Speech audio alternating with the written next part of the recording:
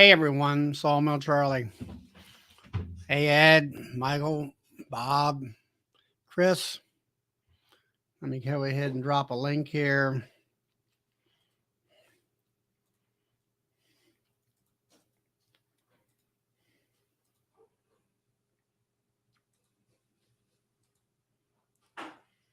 There it is up at the top.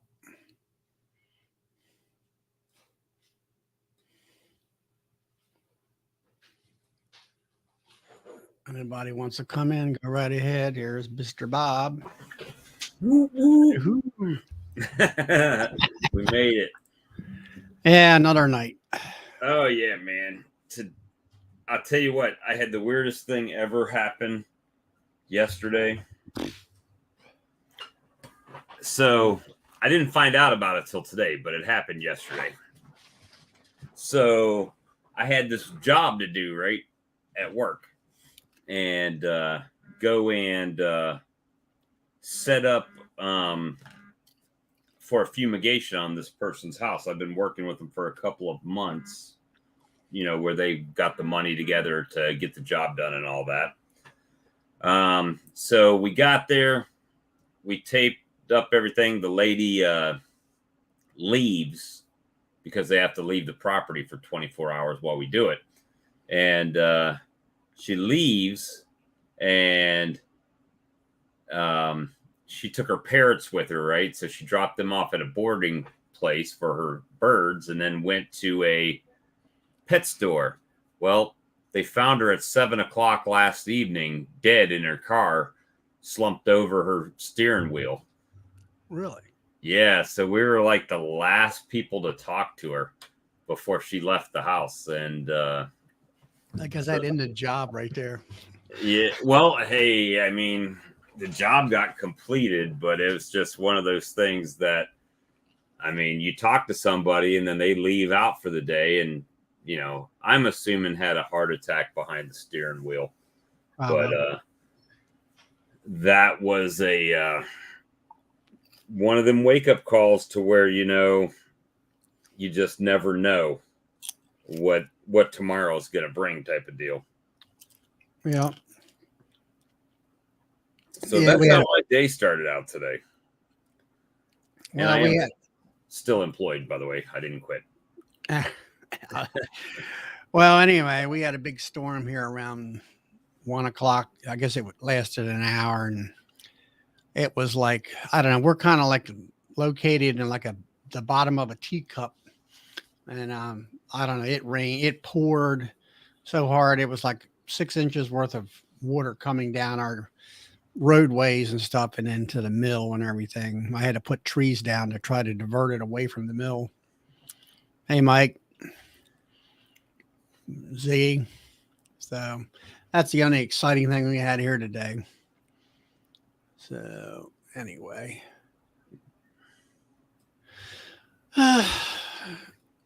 Did anything with your bees since last night, I guess? No, it's been raining. It's been raining off and on, like it's raining right now. So, I mean, that's good, but and the buckwheat's growing, but the bees are just kind of chilling, Yeah, Ed, I'm starting with the popcorn a little bit early. I got ahead of myself tonight. But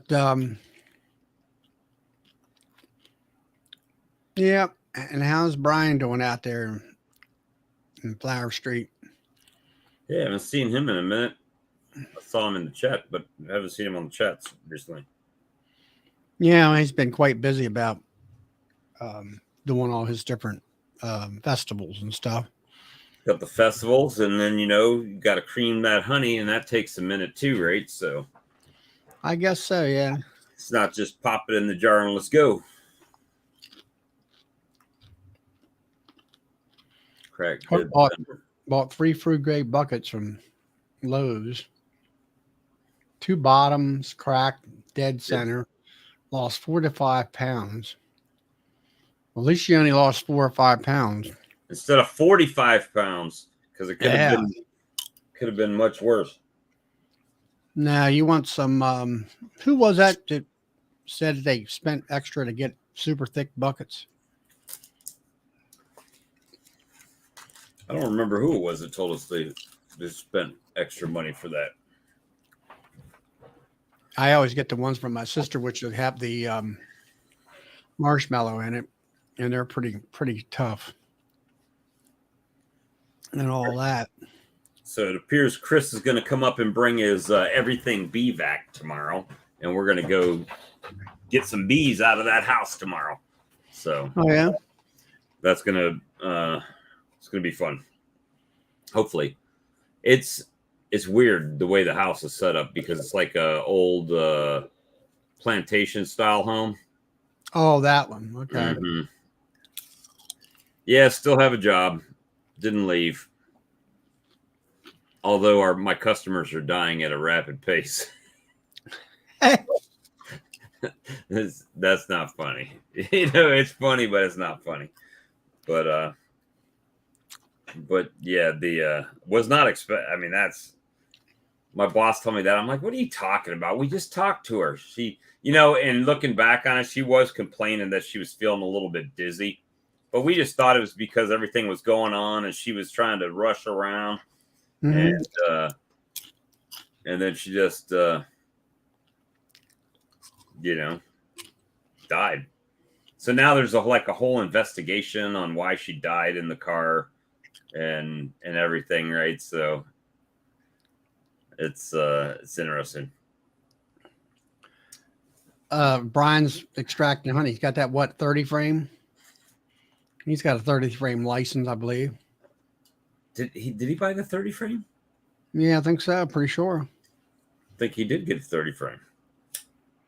He's chatting a lot. Maybe he'll actually hop in tonight. Or maybe he'll go live right there spinning honey. Spinning honey live with the licensed 30 frame. Yeah, he got he upgraded from a Hive Butler uncapping tank to, what was it? The same thing that you got? I don't know. He bought a uncapping tank, but I'm not sure how big a one he got. I think he got the 1000, I think is what he got. A little bit smaller. And I saw one of my customers today had a 20 by 30 building, right? With the big, 12-foot roof with the big garage door and the side Entry door. Side door. You know how much he said he paid for it with concrete and everything? 13 grand. Poured slab and the steel building, 13 grand. And he said it was 9,000 something and then 3,000 for the slab. And I was like, man, I need one of them in my life. I just don't have anywhere I could put it without chopping down trees and doing a bunch of work. At least right here, it'd be too close to the house. But I'm on the phone right now. Got the Lyson 1000 and the 30 frame. Got the figure set up and flow. That's the whole dilemma. That's welcome to my world. That's the thing. I think what's worked quickest for me is just having the paint strainer in a 5-gallon bucket, empty it all in there, then pull the paint strainer out. And once it's pretty much dried up, drained most of the way, if not all the way, then I just I don't really tie a knot, but I just kind of clump it up and put that in my uncapping tank to sit on the far side of it, away from where I'm uncapping. And that way the honey just dries or drains out of it and runs back to the bottom. And I can just, before I put it in my bottling tank, run it through a finer strainer if I want to. Yeah, it was a metal. Where did he say he got it? Was it like a black? I mean, up here we got a company called Black Bear, which is stick built. This was called, what did he say? It was called Arthur's. Is it Arthur's? It was either Arthur's or Allen's. Maybe it's Allen's. I mean, does that 2x4 walls and that kind of stuff? No, it's metal. All of it was metal. Let me see. See if I can find what it was called. Allen's Factory Outlet is where he got them. They do sell like carports, but metal garages. So $5,000 will get you basically a metal garage building. And that doesn't include the concrete. You got to have the concrete poured, but you can use ground or gravel, concrete, or asphalt to do it on. It says Yeah, but I mean, 14 gauge or 12 gauge tubing, and 29 gauge or 26 gauge sheeting, certified for 140 miles and 35 PSF. And that's so how big is the building though? This one is like a single car garage. Let's see. Yeah, Okay, so that's a 12 by 20. Let's by 9. He had a 12-foot ceiling, and he had a 20 by 30. 20 by 30. That's what you want. And it says $8,592.75 for the building. He said they had his up in 5 hours, the whole thing. And he had a side door put on it. And that's like a 2-car garage building with a 12-foot ceiling. So. Hey, Steve. It's called allensfactoryoutlet.com. Now, I don't know where they deliver to. Let's see, entering deliver zip code. See how much it'd be to deliver this to my place. Doesn't look like it changed anything. Yeah. It says I put $1,500 down and then they send it here.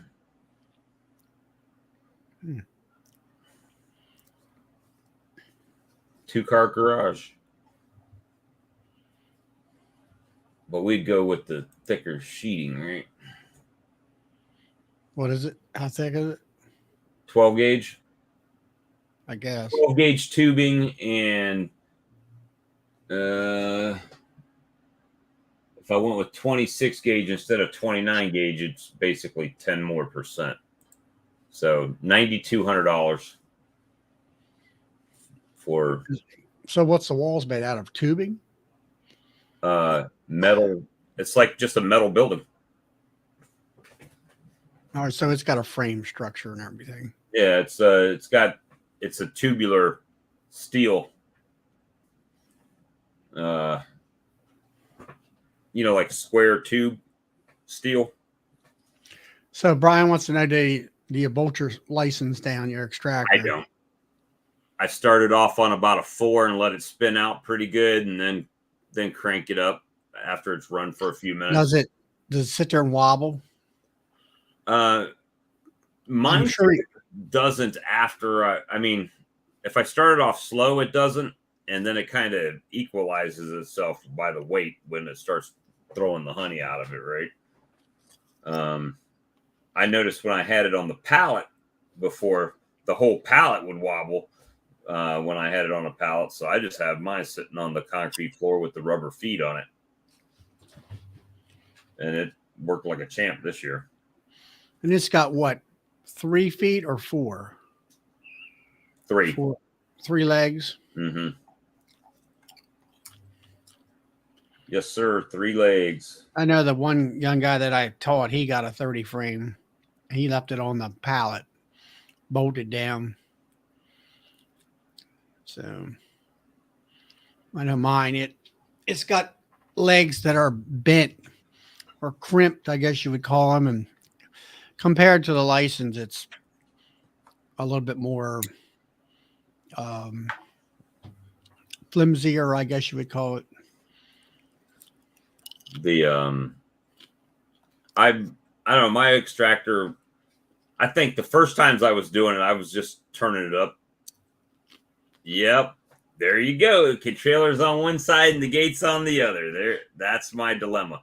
So what I did is I ran my my uncapper this way, So the gate was on the far end, and then I turned where the controller was on the right side, if I was looking at it, and the gate was on the left side. So the two gates were right next to each other, or pretty close. And that way I could move it from my uncapping tank right into my extractor and then have the bucket in between. So I could open one gate and, let it, close it, put it on the other one, open the gate up and let them both empty out. So yeah, that's the thing. So why do you want the gate? Why is the controller's on the back side of the machine? Right. So if this is your extractor, the controller's here. Yeah. And the gate valve is on this side. Okay. Open it up and leave it open. Right. But everybody's used to having the gate valve like right in front of them, right? Straight out with the controller in front of them or on top. So, well, my controller is up on top, which you have to go around, it's facing the back end. Yeah. So I just moved my controller to the side and my gate valve to the other side, which puts the two ends open, like that, like on the top of it, right? All right, so you two ends. I open the back side up, and I take them out of from the left side. I take them out and put them in the extractor from the back end of it. Hey, right, I can only fill from the gate side. So what's Darren doing? I'm looking at Ellen's factory outlet right now. Oh, I got you. I looked at that building and it looked really nice. I mean, if you got a buddy that does concrete work or something, or concrete company that can get you the slab cheap or whatever, his looked good. He just put a garage door on one side and he had the roll-up door on the front. And, he said out the door, he was like 12,000. Yeah, I'm looking at it's a 2-car garage setup. It's 20 by 20. It's only 6,700. That's cheaper than one of them wooden buildings they tow out to you. Yeah, it is. And if you can use crush or something in there. Yeah. Gravel. Not so much for a honey house, but if you were using it for a car. Was the inside? You saw the inside of it. Was it like? Did it look like you could set up? Oh yeah, I could have. He was using it to drive his truck in to do mechanical work on the inside of the building.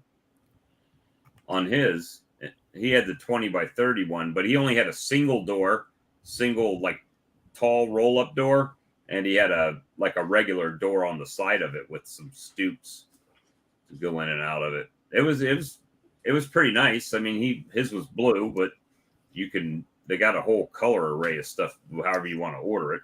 Yeah. But it was pretty nice. It's interesting. Did you put your zip code in on the top? I did. So I don't know what the shipping is or where. He said that when they came, they'll come and set it up, but you got to have the foundation part done for when they set it. He said from the time they got there to the time it was finished was about 5 hours. See, I put my zip code in and nothing came up for it. So it's probably when you go to checkout. That's when they stab you in the eye with the, right. It's going to cost $1,000 to get it to you or something. What's this place called? Allen's Factory Outlet or something like that. Yeah, that's it.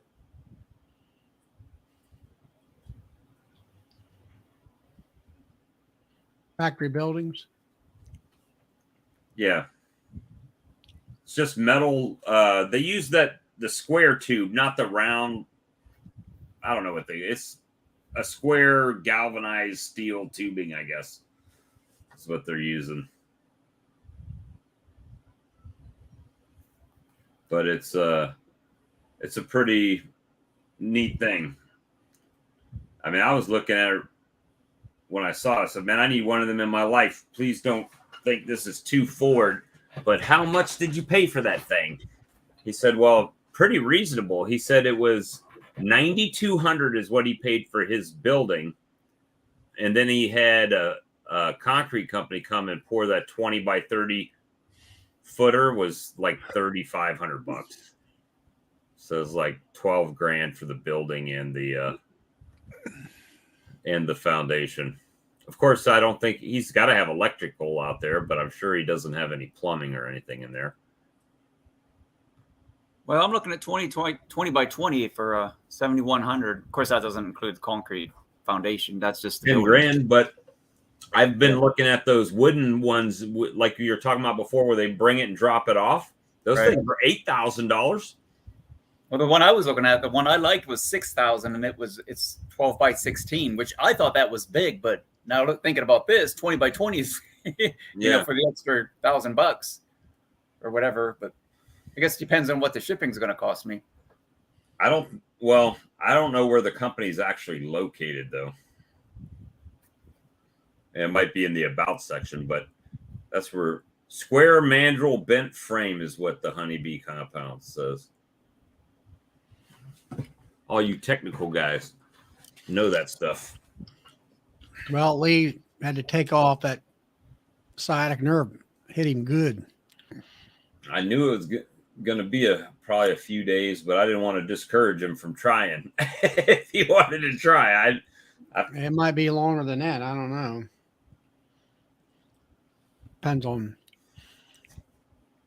whether or not he. Unless Charlie, he can you goes. pull up that site, Allen's factory. Yeah, I pulled it up. And welcome back. It's welcome back. They have a 98% overall rating Out of 12,000 reviews. It says, when I went back to the site, it said delivery zip code. Your zip code helps us provide the exact price for your location, as construction specs vary depending on code requirements for each state.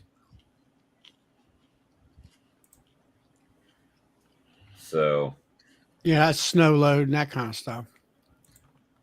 20 by 30, 7,200 bucks for the base model. Well, yeah, the garage but they also have a combo building. Oh no, that looks like crap. It's basically a carport with a little building in the back. But the garage, I would go with the higher roof line though. 12-foot roof. That brings it up to $85.92. You looking for something, Charlie? Oh, Are you looking for something? no, I'm good. Front end, right side. So you could actually customize it any way you want. Have a door on the back, door towards your house. Can you get windows, doors and windows? Yep. Which that'll probably run the price up a little bit, obviously. But it's nice. Let's see, concrete. I'll have to agree with Honeybee Compound. If you want to put something up, build it about half bigger than what you think you need. Well, I don't think the price goes up that terribly much, does it? I know Allen's is in Luray, Virginia. That ain't too far from my house. So 20 by 30. So half again would be 30 by 40, 50 by 80. Take and lay that space out and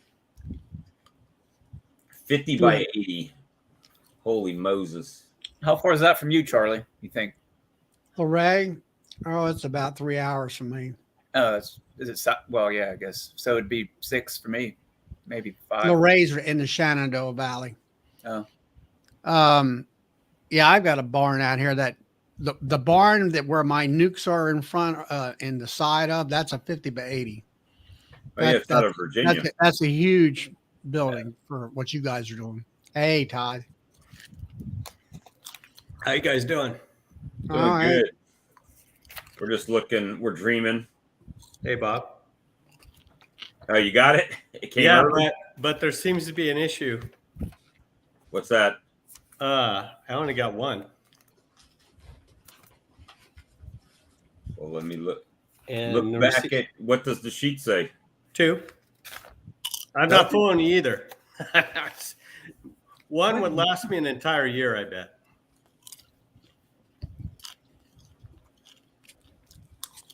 Way to spend your profits, Bob. Reshipping. Oh no. Hey, you know what? Hold on to it. I'll order something later. All right. I'll just remind you. I can't believe I missed it. And I'm not fooling you either. I thought I looked in there and I looked in there and I thought, oh man, there's only one. All right, so I've got to make a mathematical comparison here. So you bought 2 smaller packs. Mm-hmm. Was $49.98. Mm-hmm. That makes 102 gallons or 104 gallons. Mm-hmm. One big pack is $59. Yeah. And it makes 265 gallons. Yeah. So you're getting twice as much for $10 more. Yeah. Well, I'll remember that probably next spring. Unless you want to credit me back, and then I'll pay the difference. I don't even know how to do that on this website. Okay, well, we'll figure something out later, but I just want to let you know. And it was supposed to be here Monday, and I thought, what the heck? It's I don't Friday. sit on anything. I mean, anything. I try when somebody orders, if it's tonight, it's going out tomorrow. Oh yeah, no, I noticed that, but I mean, like the tracking form, it said Monday the 10th, I think it is, and so I'm like, hey, all right, that's all right, because I don't need it today or tomorrow or even next week, but I will need it in about a month.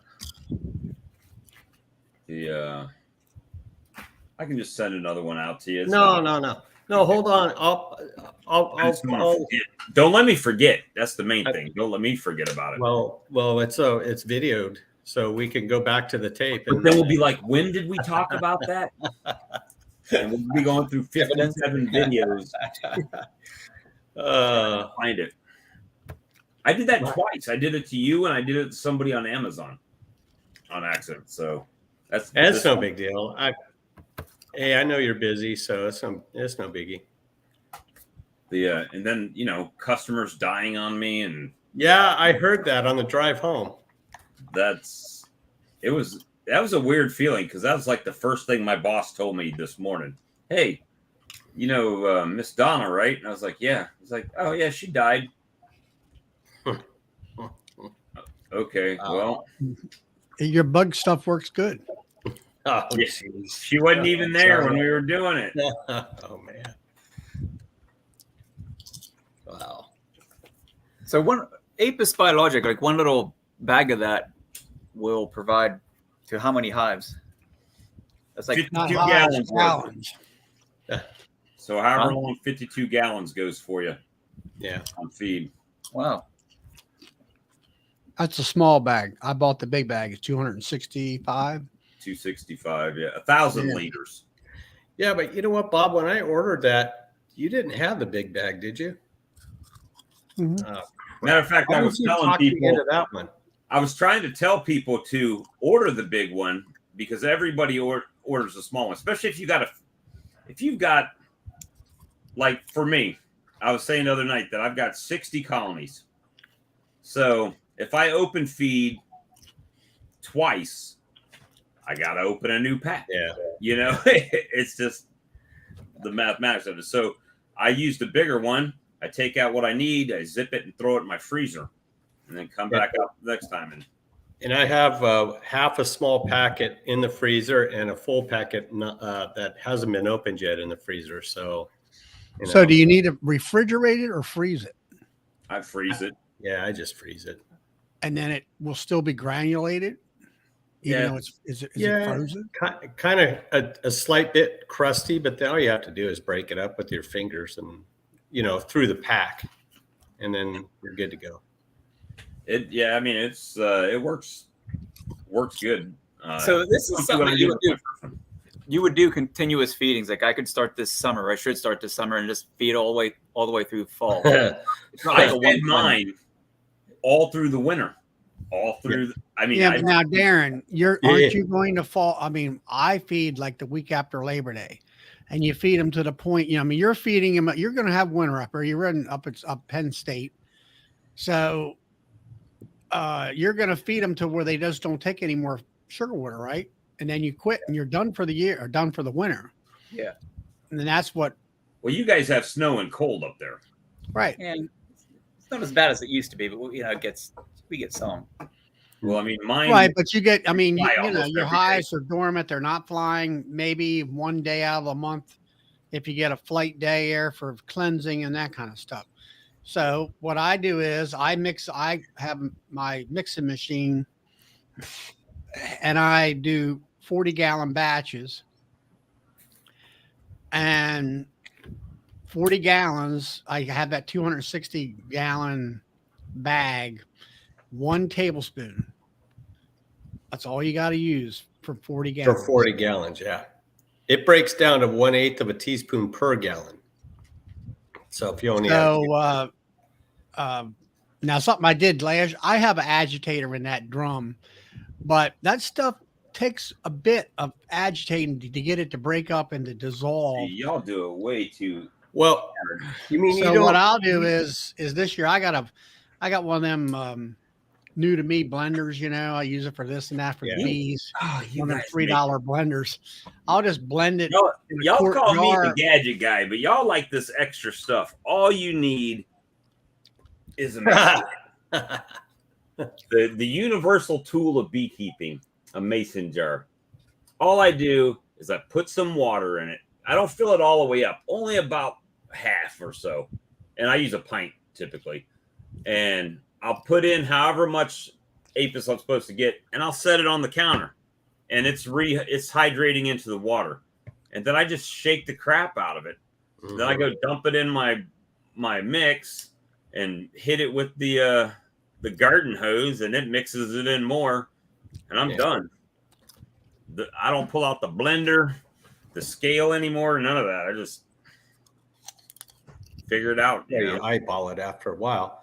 But, you know, Darren, in your situation where it's cold and they're stocking feed, I don't know how well that would overwinter in a hive. It works wonderfully. Does it? Okay. All right. But to me, I mean, I- you know, the thing of it is, I mean, Alan, and then what the guy's name was, it was on Tim's thing last night, the owner of this company. Alan is his first name. Andrew. Andrew.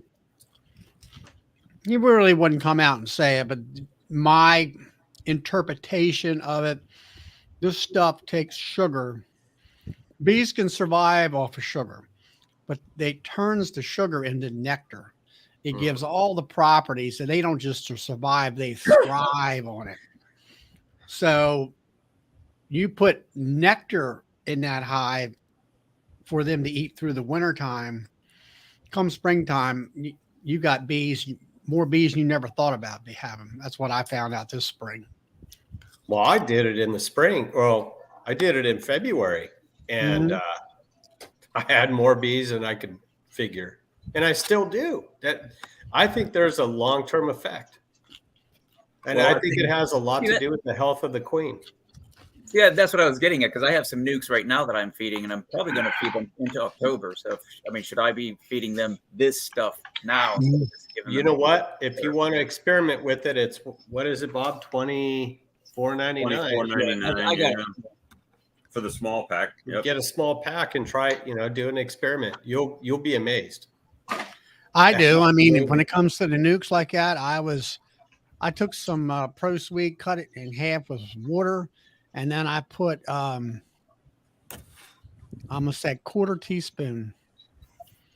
I think that's the smallest measurement on my kitchen set, and threw that in there. It's probably way overkill, and that's for a quart. I know it's way overkill, and blended it all up in the blender, and I fed them quart jars of that stuff, and they just, you're feeding them, you're giving them everything that nectar has, and everything, especially when there's not a lot of nectar out there. Hey, Chris. What's up, Charlie? Not much. Looks like to me you got yourself a fancy looking chair there. Oh yeah, Yes, racer. my gaming chair. Is that what it is? Yeah, if I ain't dealing with honeybees, I'm dealing with my racing. Well, But but yeah, Darren, I would get some of it. I mean, it's just, I think that's the way I explain it, is it turns your sugar just, they can survive off of it, but they're not going to go gangbusters. Well, I mean, sugar is pretty much just carbohydrates. So you're adding vitamins and minerals to it, essentially. Hey, James. Well, yeah, it's from what I understand through the producer is that you're taking sugar water and turning it and giving it all what nectar has in it naturally. And this is no snake oil. This stuff works. Yeah. And Charlie was a skeptic. That was the funny part about it. Yeah. Last year, he's like, well, there's so much stuff out there on the market. I don't know. I mean, it just. Hey, Randy. What's up, Randy? Phil. I don't know. It's definitely. I'm not gonna say this spring when my bees came out of the spring, I had more bees than I've ever had in my life. Yeah, it was that video you did, Charlie, that of that big hive that came out for you in the spring, and that was something that was impressive. So I thought I got to at least look into that. That's Apis biologic at work, right? Well, that was just that one colony, but all of them looked like that. All of them were like that. All of them. And then my nukes, I sold, 11 nukes.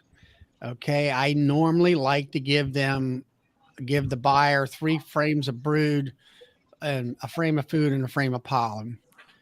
And this year, usually it's like, where can I find another brood frame? Something halfway decent. I didn't have to worry about that. Every nuke.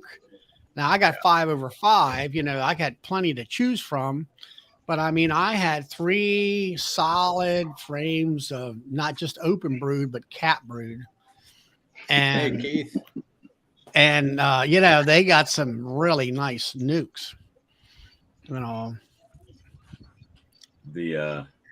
mean, it's really quite remarkable. I just feel like I've talked about it so much on my channel and in live streams that it gets to the point that people are like, oh, he's just trying to sell nothing.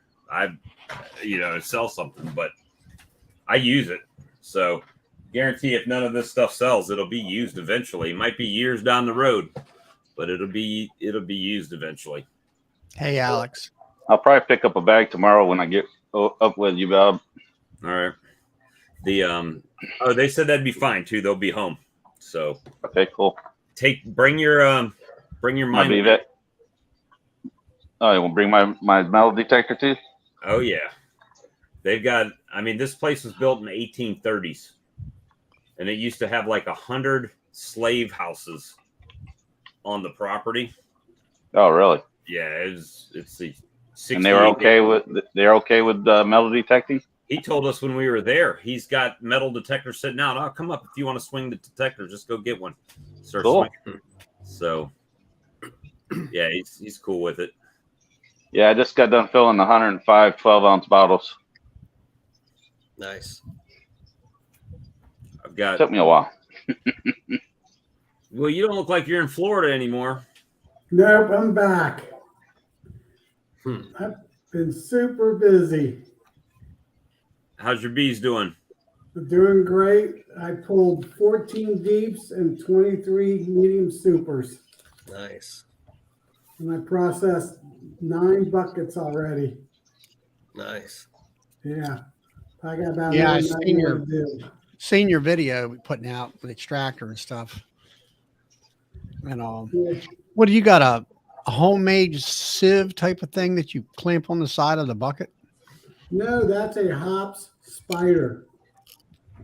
You can give them 300 micron or 400. I got a 400. It works so much better than the ones that sit on top of the bucket. It's deeper, right? Yeah, it's 10 inches and it flows out the side. And I can have my full 1.5 inches, whatever's coming out of my extractor, and it can absorb it at full speed. How much does one of them things run? 15, 20 bucks, $20. See, that's a video you should be making right there. You're right. Yeah, because I brew beer too on the side. One of my hobbies, beers and bees. Well, so if it's a long tube type thing, what about all the heavy duty trash that comes out of the extractor? Does it choke it up? I let the honey pour out of it, and then I dump it upside down in my capping tank. And then I sometimes use my hive tool just to scrape it out. It comes out pretty easily. Yeah, I didn't know whether it choked up real bad or not. No, not as bad. Well, no more than the regular ones that sit on top of the bucket. Okay. But the better part is that you can fill up with 4 or 5 inches of that stuff, and it still flows out the side. Of the, wax capping stuff. Right. I'm dark today. I don't know what it is. Maybe my suntan. Have you got your microphone on, or I mean, I can hear you, but Sounds like you're like in an echo. My microphone. Yeah, I got a new computer, so let me check. Let me get off for a second, and I'll check. Okay. Hey, I saw, and I want to say it was Randy at Tar Heel Beekeeping or Beekeeper. He was running honey out of his extractor through a small little filter or something. Tom was doing. That was Tom was doing that. Oh, was that Tom? Oh, okay. I mean, I just heard that and it reminded me. I was like, what in the world is that? I've never seen that. Basically, he said it was a sieve. I bet you I could take that stainless steel thing off the cider press and put it in there and run it. Well, but I'm wondering, that sieve would fill up with wax really fast. Mm-hmm. Randy, I did get your email. I'll have to see if I can break away with my wife and go up there. Yeah, I still do everything old school with the on the top bucket strainers. I do that too. Me too. I did it a little bit different this time. I used this last time I did the stainless steel strainer on top and just left the extractor open, so it started filtering it right away. Now we got half a camera picture, Tom. Yeah. And, We got the better part of him. Oh, There you go. and I don't see the shiny part. Yeah, that sounds better. Did you change microphones? Yeah, it was my computer one. My other one wasn't plugged in. It's My good. microphone. Yeah, So it's a little more, it's a little straight not as much slowly. echo. so it didn't plug up as fast. And then after that, after I get the thing full, then when I go inside to put it in my bottling tank, then I run it through one of those bucket top fine mesh strainers to get out any extra. You'd be surprised. I mean, at least I'm pretty surprised how much stuff is actually in it. It'll look clear in the bucket, but it's still a lot of stuff in it. A lot of, it might be pollen, but it's like black specks and all kinds of stuff in there. I'm like, strain that out. And yeah. The way I do it, I get the 2 metal stainless steel mesh ones, but I put the crocus cloth in between them. mm-hmm. So it's getting filtered through 3 there. Then before I put it in my bottles, I filter through another crocus cloth. So it's pretty well filtered. I'll tell you what, you guys are genius that were saying, let us sit in the bottling tank longer. Just let it sit in there for a few days. So I changed the setting on my bottling tank because there's basically 3 settings. You could do, maybe more than that, maybe 4 settings. So it comes default at like 12 hours timer on it. And then it goes 12, 24, 48, or 96 hours. So I just set the timer to 48 hours. And man, this last time I went to bottle, it was flying out of the valve. I mean, I had to relearn how to fill up those 1-pounders because it was coming out so fast. I wanted to stop my foot pressure. Well, what's the temperature of the honey then? I have it set at 104, but at 104, and I've got 18 gallons, right? So it's probably not getting all the way to 104. It's getting, probably around 100 degrees, and then it just comes out quick, easy to fill up jars, real easy. So that's one of the best purchases, bottling tank. Yeah, Bob, I run mine at 110, like 18 gallon. And I think it's somewhere around 100 and something, 105, maybe 100, low 100. Which bottling tank do you have? I got Hilco's. You got I bought Hilco? last year. Okay. Did you get their one drip valve? The new Zero. valve? I got the standard 0 drip, half drip valve. Half drip Stainless valve. steel one. What's that? They all Isn't that drip kind of a little bit. clamshell thing or something? It's a pivot. It's the standard one that not It's one the that they same came as out with. mine, only instead of air pushing the spring, it's you're pulling on the spring with the Yeah, lever. No, he don't have a spring on it. It's a plastic It's a thing. plunger. Is It's it? like a cylinder. But it's got a lever on it, right? So you pull on the lever, and when you let go of the lever, there's a spring that pushes it back down into place to keep it from dripping. Yeah, I'm sure there is. Inside So of it. mine is the same thing, only I use a foot pedal and a compressor. So when I step on the foot pedal, Yeah, it opens it up. that would be We a just nice got to one. work to get yours outside, Bob. What's that? We just got to get yours outside, that loud thing. Yeah, still in the house. Well, it's funny because every year I say, well, I'm not going to bottle it all. I'm not going to bottle it all. And I bottled the last 15 gallons I had. And then I had 2 buckets left. So I dumped those 10 back in it. So now I have none in plastic buckets. It's either bottled or it's in the bottling tank right now. So now I got buckets available for when I go grab this other honey off, whenever that's going to end up being. Who knows? Next spring, probably. What do you use, Charlie, to bottle yours? I have a Max Ant 24 or 25 gallon bottling tank, and it's got the lever on it. It's the no drip / 1 drip valve. Yeah, Oh, yeah, right. that's what I have. This is the Hilco 18 gallon. Well, they call it a 19 gallon, but the box said 18 gallon. So I don't know what it is. No. Let me see. Pull up their site. 18 and a half. Bottling. All right, they got a deluxe honey storage bottling tank. They're only showing, well, it's saying 19 results. Let's view all. See if that changes things. Yeah. You got the heated one, so $950. Yeah, and I bought it at the Hive Live special price, whatever that was. I think it was $7.50. 5-finger discount. Yeah. Was that the ding and dent sale? Right. Okay, I have a question. Yeah, somebody had one down there that had a dent in it. They was getting rid of it. What are the differences or the pros and cons of the water jacketed versus the the regular bottler? Well, you either have water jacketed or you have a heating element. Right. So is it just mine is Mine's spiral heated. Yeah, mine's a water jacketed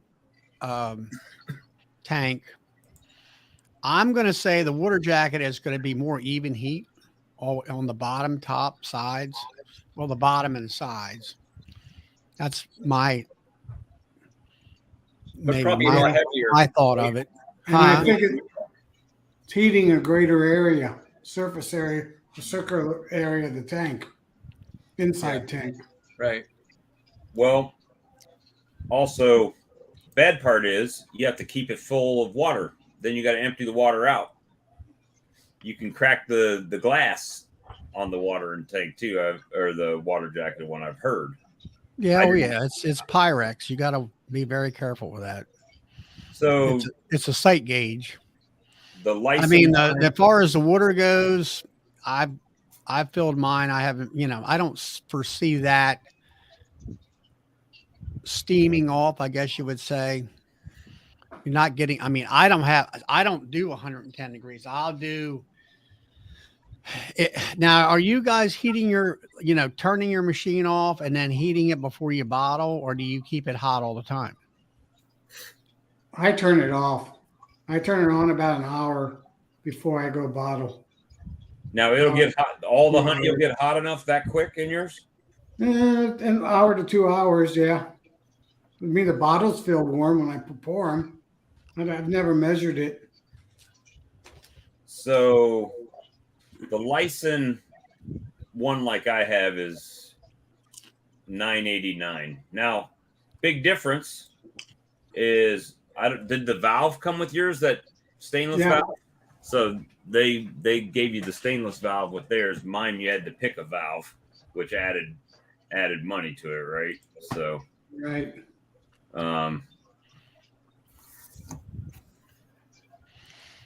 Brian, I put, my thing, because it's a 25 gallon, holds about 8.5 gallons of water.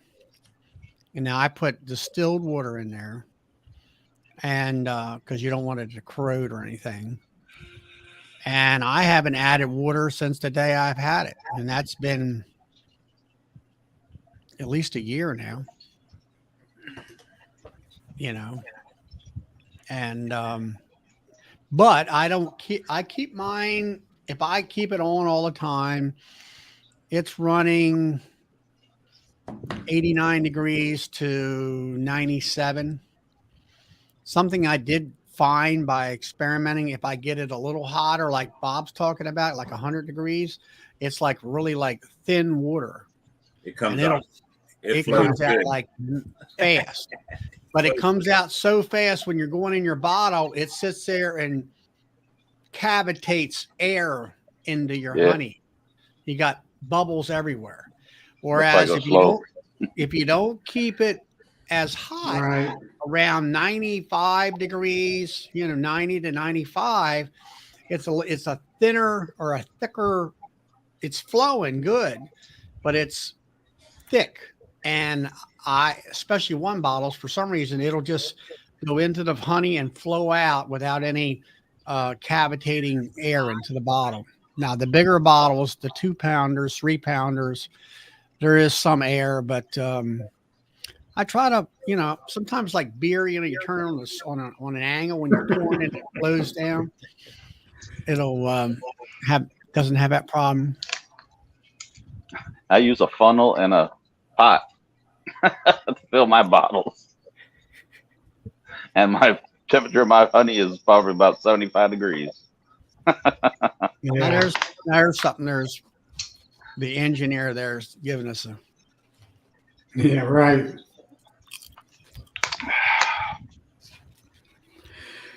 Yep. There you go. James breaks. James. All I knew is I don't usually let my honey sit too long, so I bottle it and get it done. For the most part. I'm just trying to get mine extracted. Yeah, about 1,000 pounds this year. Best year ever. Because this is a different type of year for us. I don't even know when I should shake all my bees down. And if I shake them too soon, they're going to swarm. It's just going to happen, right? If I leave them on there too long, then they all move up into the super, and then I have a pain in the butt time trying to get them out of the supers without getting some brood up in there, So, but the bottling tank. Who was it saying? Oh, couldn't you buy a bucket heating jacket and get a non-heated one? I think they make thermostats. Yeah, you can. But what's the purpose of buying a bottling tank but didn't heat it?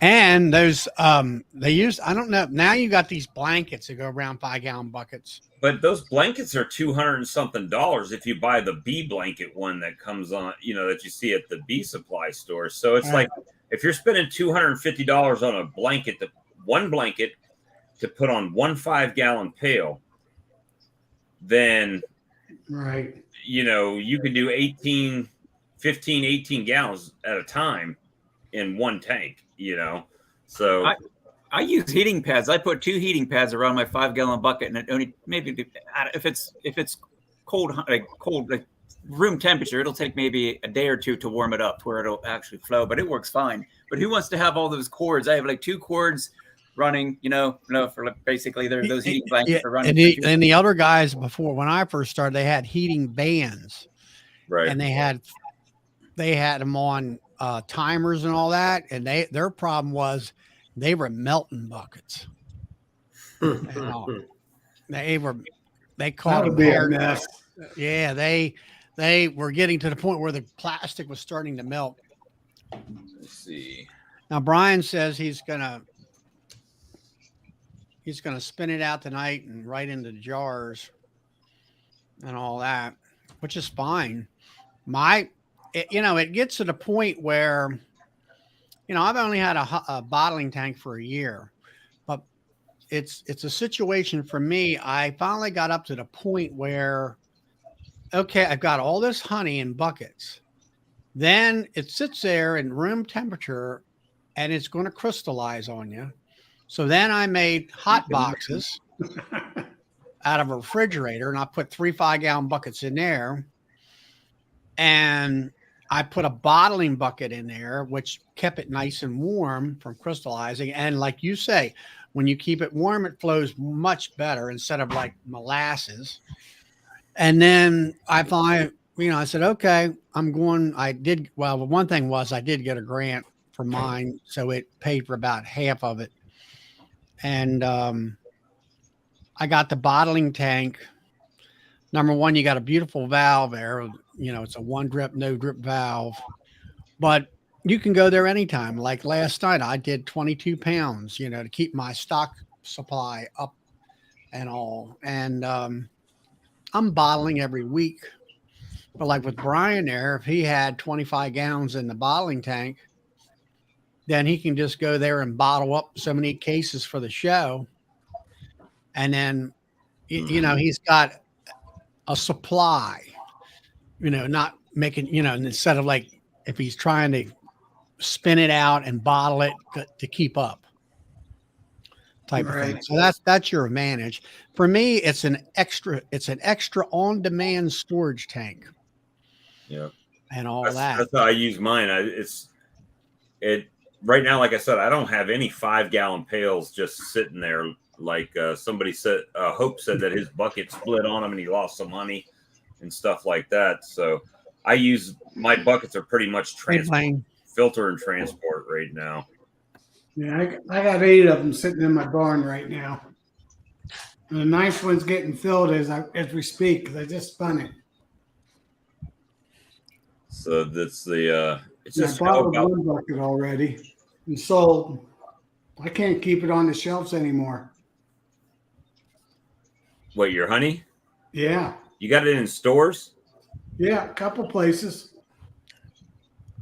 And Brian made a hot box. It's like he made one, and that they're definitely a thing that you need. Yeah. I still got my refrigerator turned into a hot box, and I can keep 3 buckets in there and keep it from crystallizing. I used my oven the other day. And then I can throw those buckets in when I need it into the bottling tank. It's like right now, I could drop 5 gallons of honey in there right now because it's right there where my extractor is until I get all the extractor stuff out of the way. But I got enough honey in there that's probably by the time I get everything cleaned up, I'll probably need to drop a couple buckets in there.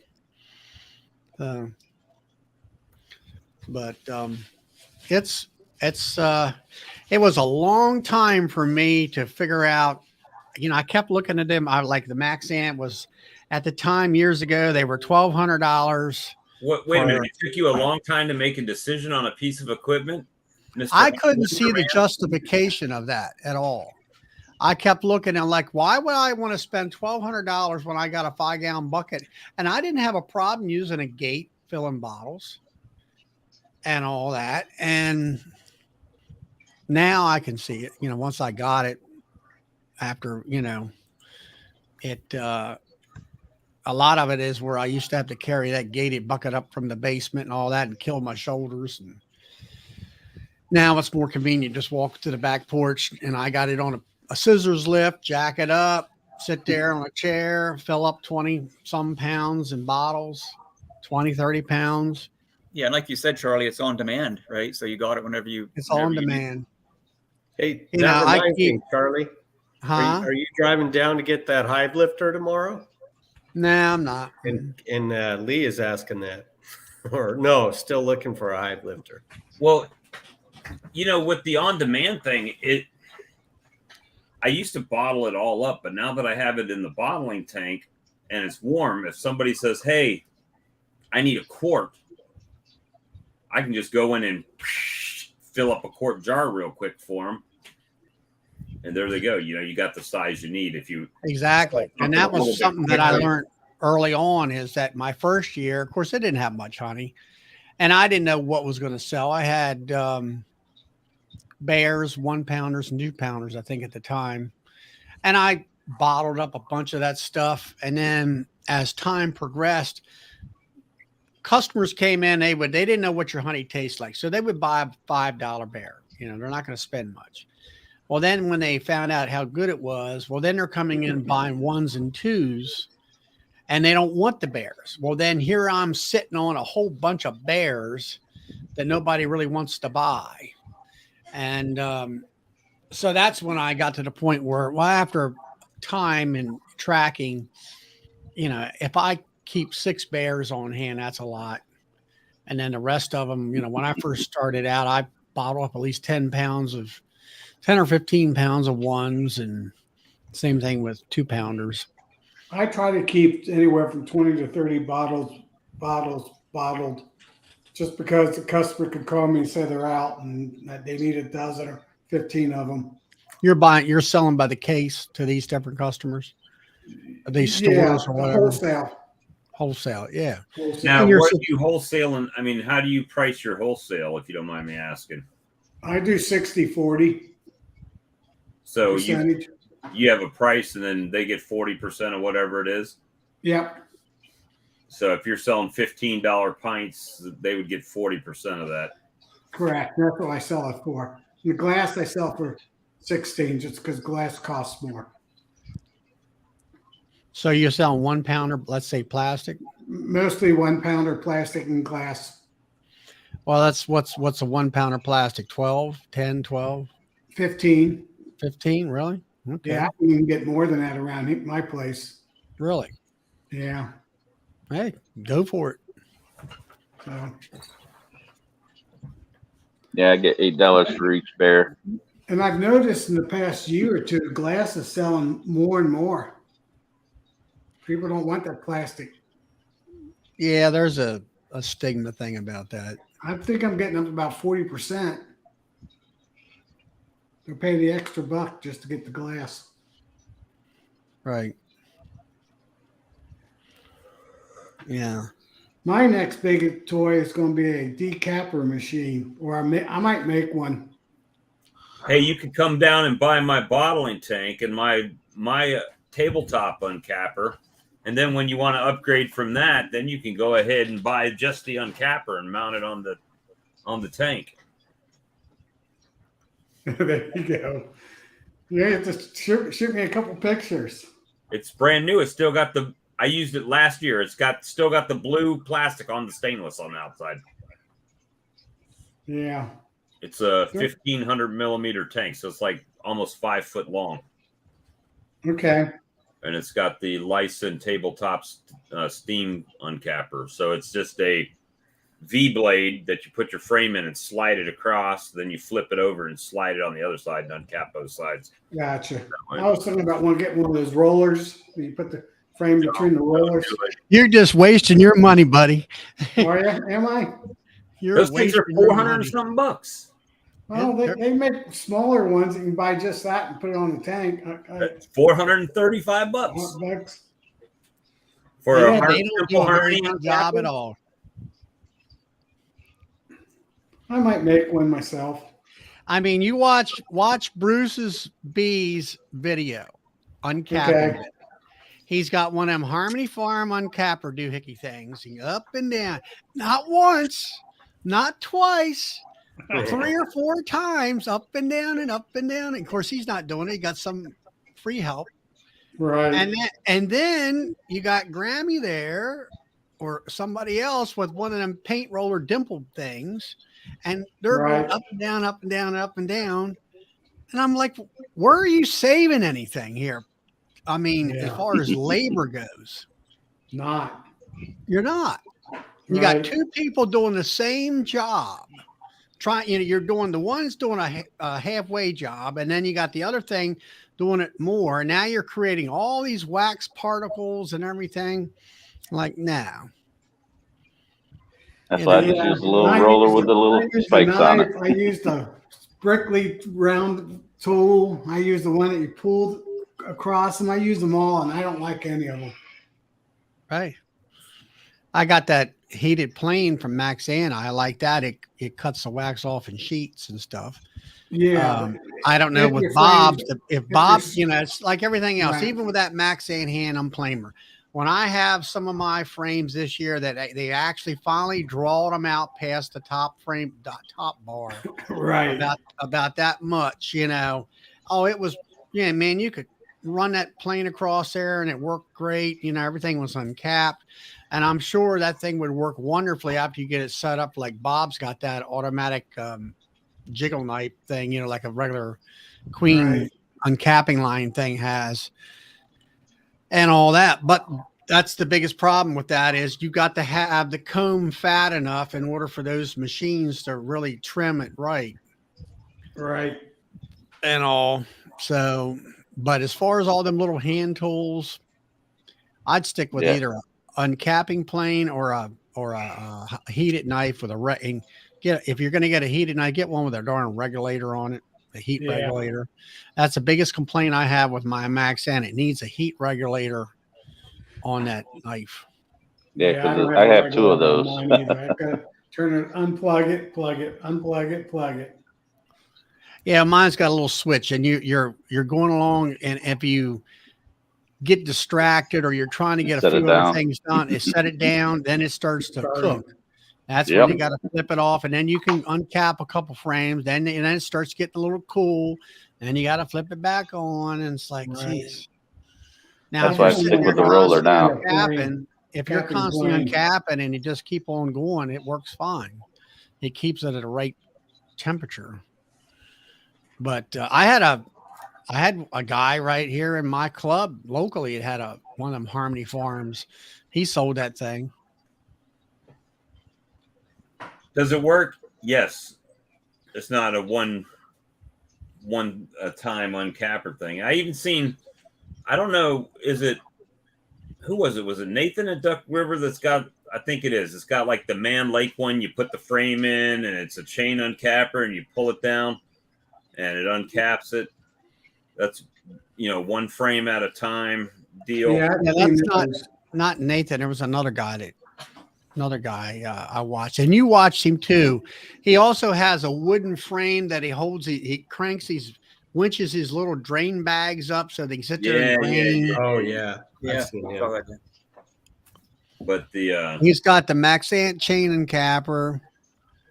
The problem with that, it's like you say, it's one frame at a time, and yeah, it does a good job as long as you set it right. You got to set the distance on that thing, Right. and then, but that's the problem Mr. Ed had. He's got the Dakota uncapper, same principle, chain uncapper top and bottom, and then he's trying to use a what's the thing that you want, Bob? That tank the clarifier. And here's something for James. it takes too slow. There's something that you want to. That's for James there. 90 frame Daydance smooth reel. That's what he needs. $49.50. It's in Minnesota. Oh, actually, it says Minnesota at the top, but then it says Iowa here. So, anyway, thought I would share that with James while he's in the chat. But what was I getting at? Mr. Ed, he found that the clarification tank was too slow for him. And then he got that there wax separator. And then he found out that that is a bottleneck. And then he got that tray thing made where all those wax cappings off of that machine comes down, and they rake it down, and then they let it settle out and stuff like that. And then they put it in that wax capping spinner machine later on. And but the problem with the chain and capper, it makes them little bitty pieces that you got to deal with. Right. I think I'm going to get a planer table. See A how planer that works. table? Yeah. What do you mean? I don't follow you. Yeah, I think there's a table that you can run your frame across. I think what Bob has. That's what That's I. what Bob's got. That's the one I was trying to sell you just now. Yeah. If you go to license and look at that, what is it, 1,000 millimeter? Put it up there, Bob, and we'll bring it up and show you. Yeah. He's got it. It's got the the knife is heated by steam, and it slices and dices. You go up, flip it, done. You're done. Right. And then it's got the tray or the sieves in the bottom of the That's the same one Lee's got it too. So the uncapper. Let me see entire screen. There you go. You can add it now. So this is the tabletop steam uncapper that I've got right here. You put your frame here. It's got a V blade. That's Right. Can you blow it up anymore? Let's see. View larger. There you go. There you go. And Yeah, you, there's the V. There's the cutter. and you slide your front frame down the sled here, and it cuts. It goes across here and slices the bottom off. Then you pull it back, flip the frame over, and do it again. Right. Uncap both sides. So I've got one of these that I used last year one time, and I've got One of this. these. One of these. Right. And I've got this piece, I've got this, I've got a lid for it. And you take this off and the lid off, obviously, and you put the uncapper right on top of it and slice them across there. And I like these legs because you can, the way I did is I lowered this side and raised this side a little bit. So Sure. natural slope. So the honey, when it goes through the graded screens, it runs down to the bottom. Right. And it So mine what- has the blue Hey, plastic. Bob, they got Lee says he's got there's a video link on that page. Is there? Possibly.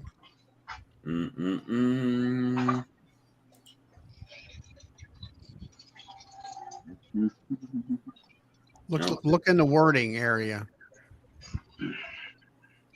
Oh, video of the use. Yeah, there you go. Of course, you got to do the commercial. Well, now everyone knows Spectrum Mobile. There we go.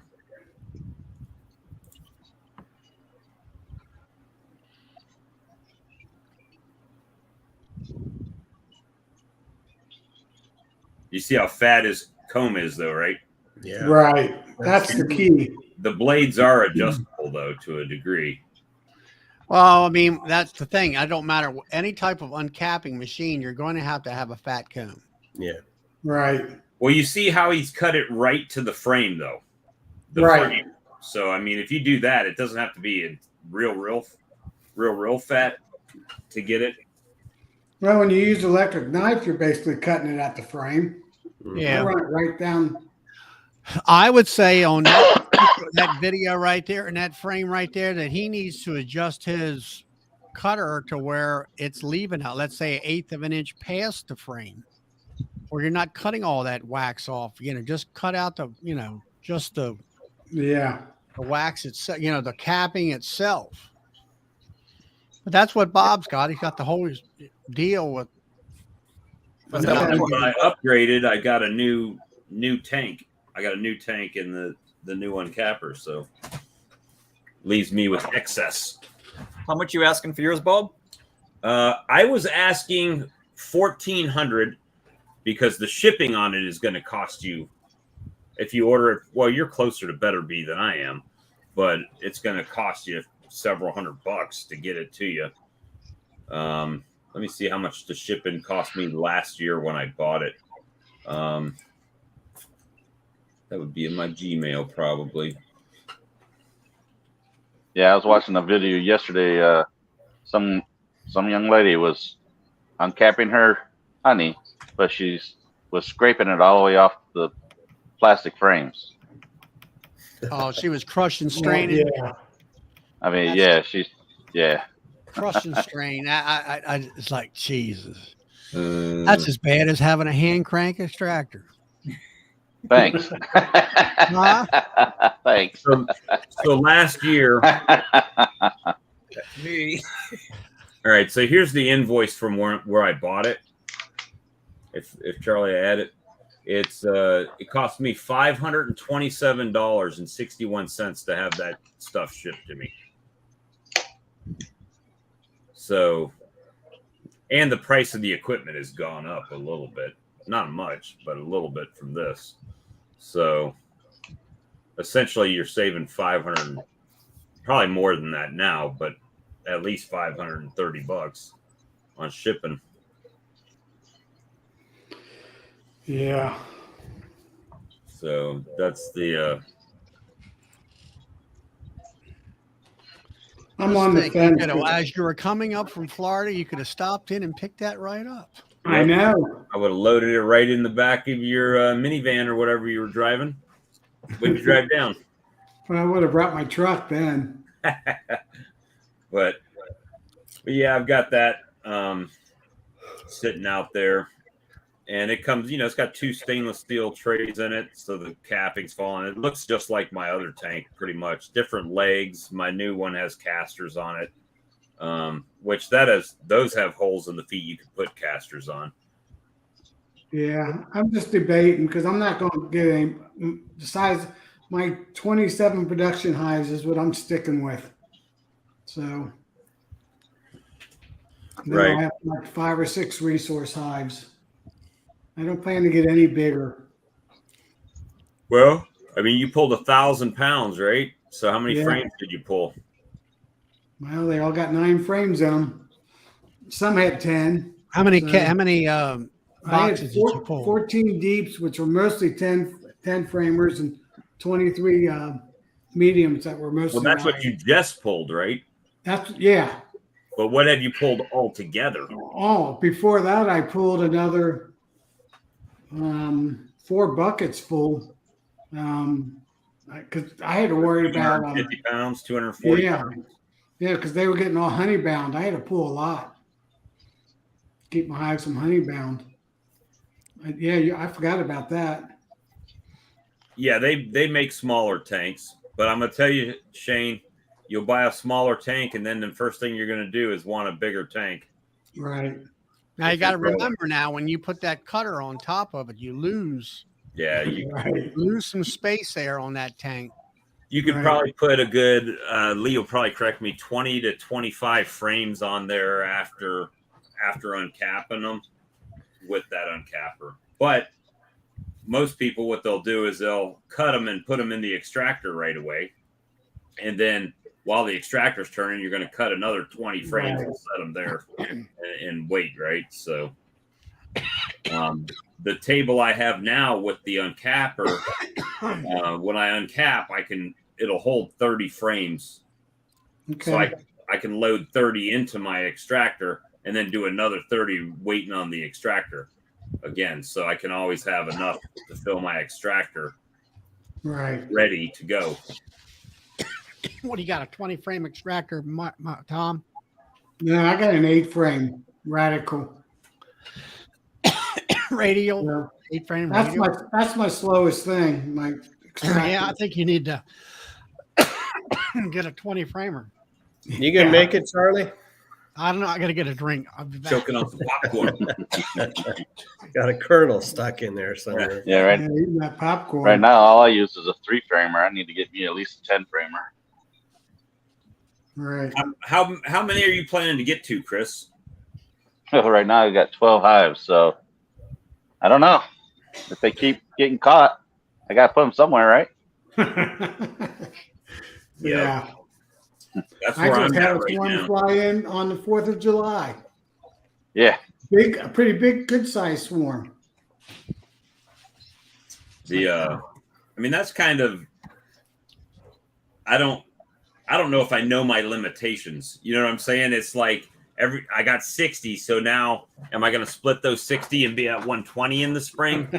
Don't know. You know, that's the thing is when I, like you just said, I don't plan to get any bigger. I haven't gotten that number in my head yet. Well, what's your bandwidth like, Bob? What's that? What do you feel like now, like as far as your bandwidth goes? Like how much time do you have, extra time would you have to put into more hives? I don't have time to put into my hives right now. That's the bad part.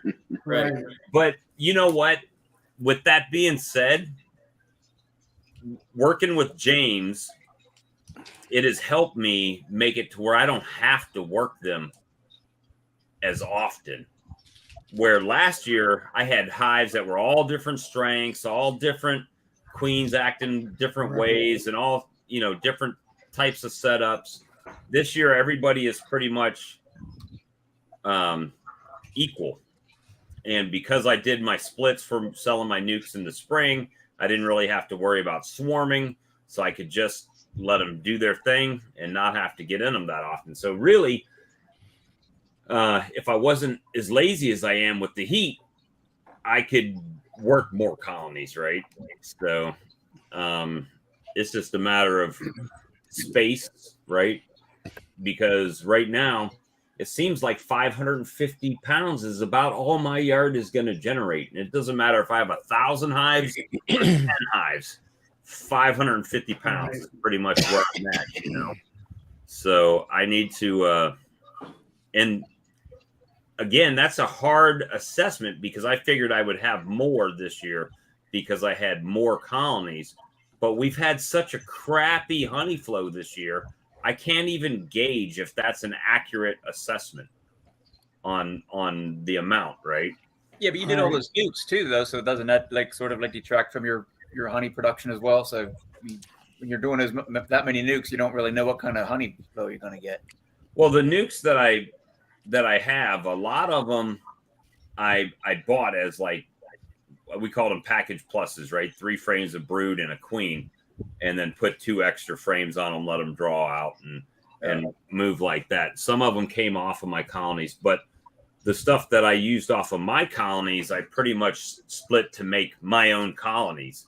The stuff that I sold was stuff that I basically flipped, you know, bought and flipped. So,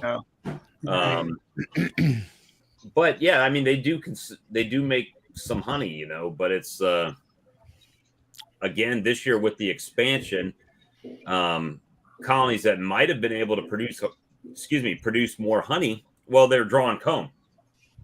So that's using, you know, that's using resources. So next year, if we have a decent flow, maybe they produce more. I don't know. Now, Tom, you say you got 1,000 pounds of honey this year, right? Right. And out of how many hives you got? 24. But I had 12 of them were all brand new hives, all new comb. So I didn't get much out of them. That's our first year. I set up 4 of those 3-way pallets that like James and Brad run. Did they do anything? 6-frame brood boxes, 3 of them together, then queen excluder, and then 2 deeps on top, then supers on top, and that was all brand new comb. So, well, you're taking. I forget how many pounds it takes of honey to make comb. I think it's 7, 6 or 7, something like that. 6 or 7, okay. Yeah, but what I was getting at is that. All right, you made that. You got 24 hives. You brought in so far 1,000. Probably around 50 pounds per hive. Averaging 50. Okay. Yeah, 50, low 50s. Yeah, that's about what its averages here. I got a ton of beekeepers. I got a ton of beekeepers around me. There's hives everywhere. But what I was getting at is, I'm running an 18 frame extractor because that's what I went from 8 frames to 18 because I got to get a deal on the, the extractor. License wasn't really in the picture at that time.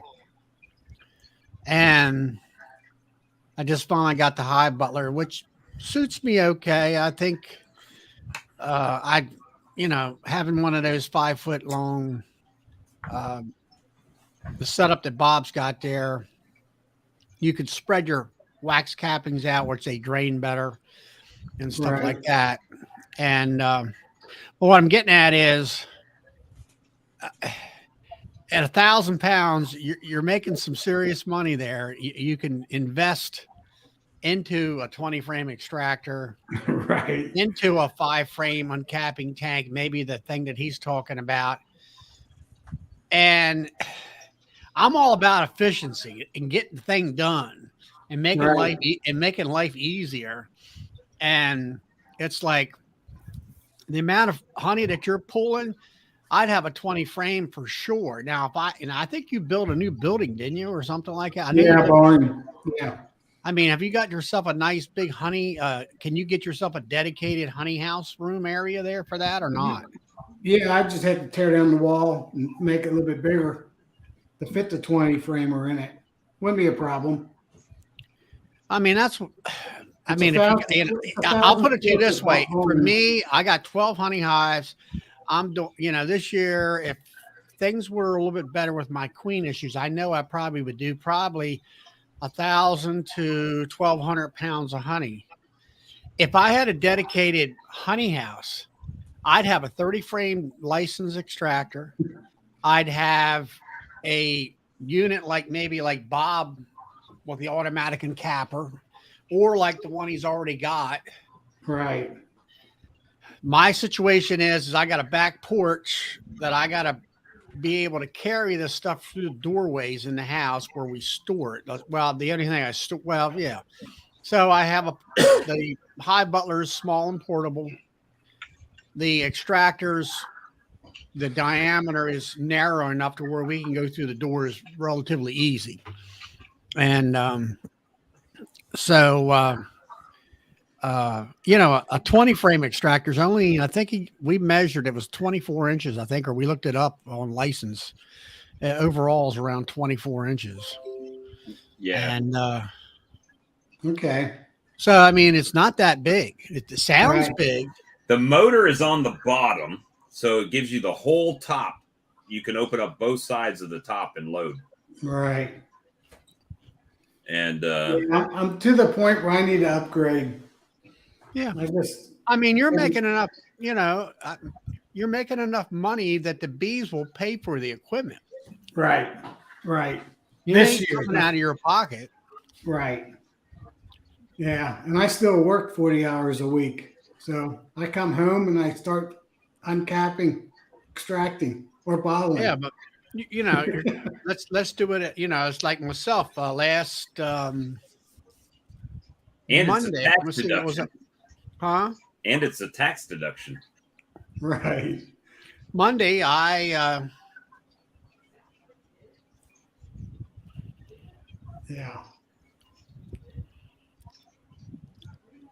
Do what? I was looking at the honeybee compound here. Dig up some of that old money. There you go. Got buried in coffee cans underneath his hives. Yeah. I have to dig up some of that rusty money we used to say. But no, I mean, really, I sit there and I have a spreadsheet. I follow how many 1 pounders, 2 pounders, 3 pounders I sell. I have my expenses, and I average, up until this year, I averaged $4,000 to $5,000 worth of expenses, and that's, some of it was buying new machinery, some of it was buying, let's say, sugar, or things like that, bee suits. It adds up real quick sometimes. Right. But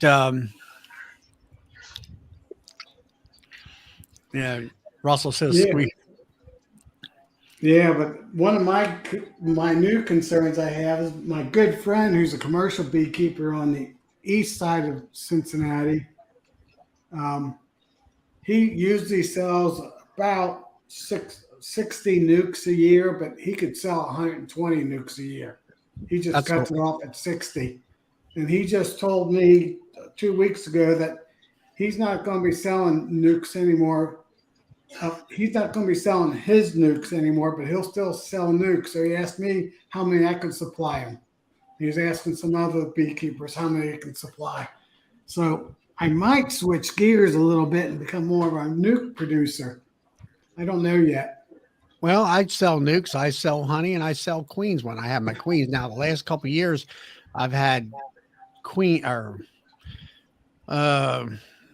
weather issues more so. Weather and time was trying to get the, this year I just gave up on trying to do queens, and the queen situation is almost over with. Well, I can get free queens basically from him. We'll kind of make a deal. Yeah. You provide the frames, he provides the queens, and y'all split the money. Yeah, kind of deal. How many resource hives do you have, Tom? Did you say 5? How many hives? Your resource hives. I keep around 5. Would you be able to pull nukes off of those? Yeah. What I'm thinking of doing next year is pulling a nuke off all of my 24 production hives or 27 production hives, but then take my resource hives and swarms and repopulate them. Move the queen out and repopulate them. See, I do resource hives. I grow the resource hives up, and then I move them into 10 frames. And then I split back from once they've grown to a double deep, then I pull a nuke off of them. Yeah, I keep them. I just start them in 10 frames. Yeah, so do I. And they overwinter. I keep them over winter and everything. The ones that make it. Now, when you pull a nuke off, obviously you can be able to get queens to put in them. Yeah. Native Or I graft my own. I either get them from George or I'll graft them. So that's but I mean, you're up there in Cincinnati, Ohio. Your weather is about like mine. It doesn't get warm until about May. May, I would say, 1st of May. We usually can start grafting right around the 2nd or 3rd week of April. Just a graft. April. So what I need to do is I need to start just doing a bunch of queens so you guys can buy those nuke queens from me. I can graft them earlier than you guys can, and then you can just make your splits and be good to go. Yeah. Well, I mean, I run 20 nukes. I was running 25. I've cut back to 20 nukes, and I got 12 honey hives. And first thing out the gate is the nukes. They get out the door, and then I use those nukes also for my insurance hives, as I call them. For if I have a queen issue or whatever. Charlie, I pull the 2nd week of April, no matter what the weather is, because if it's still cold, I just buy those those queen strips, and I cut them in half, and I stick one in it. And that'll buy me 2 weeks. Mm-hmm. That'll get me to the end of April. Then I can graft. So it's a cheap insurance. Yeah. Because everybody wants them 1st of April. Oh, I know. So I can sell 24 of them basically the middle of April. And either put nukes are they're good money. Quick money. Good quick money, I pay for that Uncapping tank real quick. Well, I learned 20 frame or 30 frame extractor. Yeah, well, 30 frame is $2,000, I think, something like that. Well, I just still have the page up. Yeah, so the same extractor I have right now is $19.75 for a 30 framer. Plus shipping. Well, that's not bad. And is that license? License, yep. And if you want to take it out to the yard, it's got a 12-volt connector. You could hook it to the battery of your truck if you were bold and wanted to spin it out in your bee yard. Nah, I put my barn. The 20 framer is $12.84. Okay. And if you got the space, I'd get the 30. Yeah. That's what he told me. He suckered me into it. And what do you I think he's on commission. And now I would say, like Bob says, keep the old how many frame you got? 8 frame? 8. Keep the old 8 framer when you only need a small amount spun. You know, let's say you're finishing up, or that way you're not dirting up a big 30. Right. That's what the That's hand like tank- when I had to pull honey for being honey bound. 8 would be perfect for that. Right. Right. You know, if you only, you know, you got to give one or Right. two little hives some attention or something like that. But then, I don't know. Like I say, if you got the room, I'd put the 30 frame in. I wouldn't even think about it. Yeah, and I could actually farm out the 8 framer, have people come over and extract their You can honey rent it for us. out. You can rent that baby. Right. Rent it out. Rent it out. And like say, get the uncapping tank. I mean, Right. I'd have to get both of them. I think that's Welcome what to Bob my did. world, Tom. Welcome to my world. That's what I did Yeah. last year. And then this year, I Yeah. was like, you know what? I really want that other uncapper.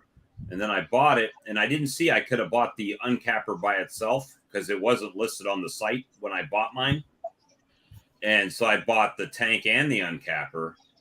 And then afterwards, we were looking at it one night. I'm like, well, damn, there's the uncapper by itself that you could just mount on a tank.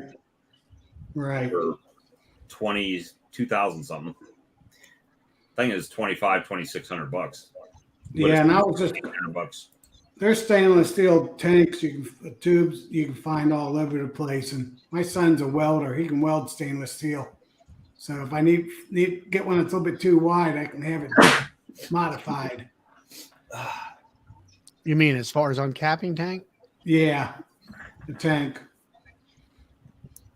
So I'll rig Well, your something money's up. already spent. Your 1,000 pounds of honey, it's gone now. It's already spent. They got it all planned out for you. Well, my philosophy on it is eventually I'll have all the equipment I need and I won't have to buy anymore. Right. And then Exactly. and then everything's profit after that, you know, except for the bottles. But you know, you're lucky I didn't have 34 grand because I would have just sold everything I got and just bought the extraction line. Well, I'm trying to retire, so I don't want to spend too much money. Well, that's why you let the bees pay it. Let the bees pay for it. Yeah, there you go. They bought everything I've got so far, so Yeah, I mean, last year I only had 15 hives, so now I got enough hives where I'm actually can make enough money to pay for it. That's the key. That's what Cayman said. He said it was 1,000 pounds for him. In one of his videos, he says that where he made his first 1,000 pounds, and that was like the game changer where he knew like he could really do something with it. And like with Yeah, that's 1,000 where I'm pounds, at right now. you got to, $10,000 or whatever you got coming in, and people Right. start buying some equipment. Yep. Well, that's the thing. I mean, you're talking between $9,000 to $10,000 income Right. off of that 1,000 pounds, and like you say, it's a sideline hobby / business, and you're still working a day job. Right. But if the honey, the bees, through the bees, the honey money, it's paying for the equipment. You only need to buy this, if you buy it once and done, that's the main thing. Right. don't That's do where like I'm me at and right buy now. different things over and over again. Huh? So don't do like me and buy different things over and over again. Right. And once you get it, you got it. It's, I always look at it this way: grow into something. They say, well, it's a 30. Well, I only need a 12. Well, get a 20 and grow into it. Right. Well, back in 2018, I was only going to have 3 to 5 hives. Yeah, right. I think at one time, That's where every everybody beekeeper- starts. now I'm down to about 35 hives. Yeah. I sold I got them. 32 out there. Actually, I got about, let's see, I got 5, 6, I got 30, counting my mating boxes right now, there's 37 of them out there. Oh, I'm not even counting all my mating nukes. And How did your 3x6 do? How did they do for you? Mine are actually just now really starting to move up into that super, and they've been in 6 frames, so they've had room. Mine did pretty good, and they actually had wax. They had to put wax in almost all the frames. So I put a deep on top of the queen excluders, 2 deeps, and they got 100% waxed. And the supers I put on top was probably about 80% wax. So 7 out of 10 out of 9 frames, or 6 out of 9 frames. So I was happy, and I got some honey off of them. Right. So next year I'll get a lot more honey because I got all that wax frames now. Michael Buck said boxes are not one and done woodwork rods. Yeah, but we're talking about equipment. Yeah. Bee boxes, I mean, we know that's something that you're always. They ain't gonna rot out in 2 years. Let's put it to you that way. Yeah, and I wax dip all mine now the last 3 years. So 2/3 of my hives now are wax dipped boxes. So I'm slowly getting rid of all the paint. Well, they're going to my resource hives. They get the paint.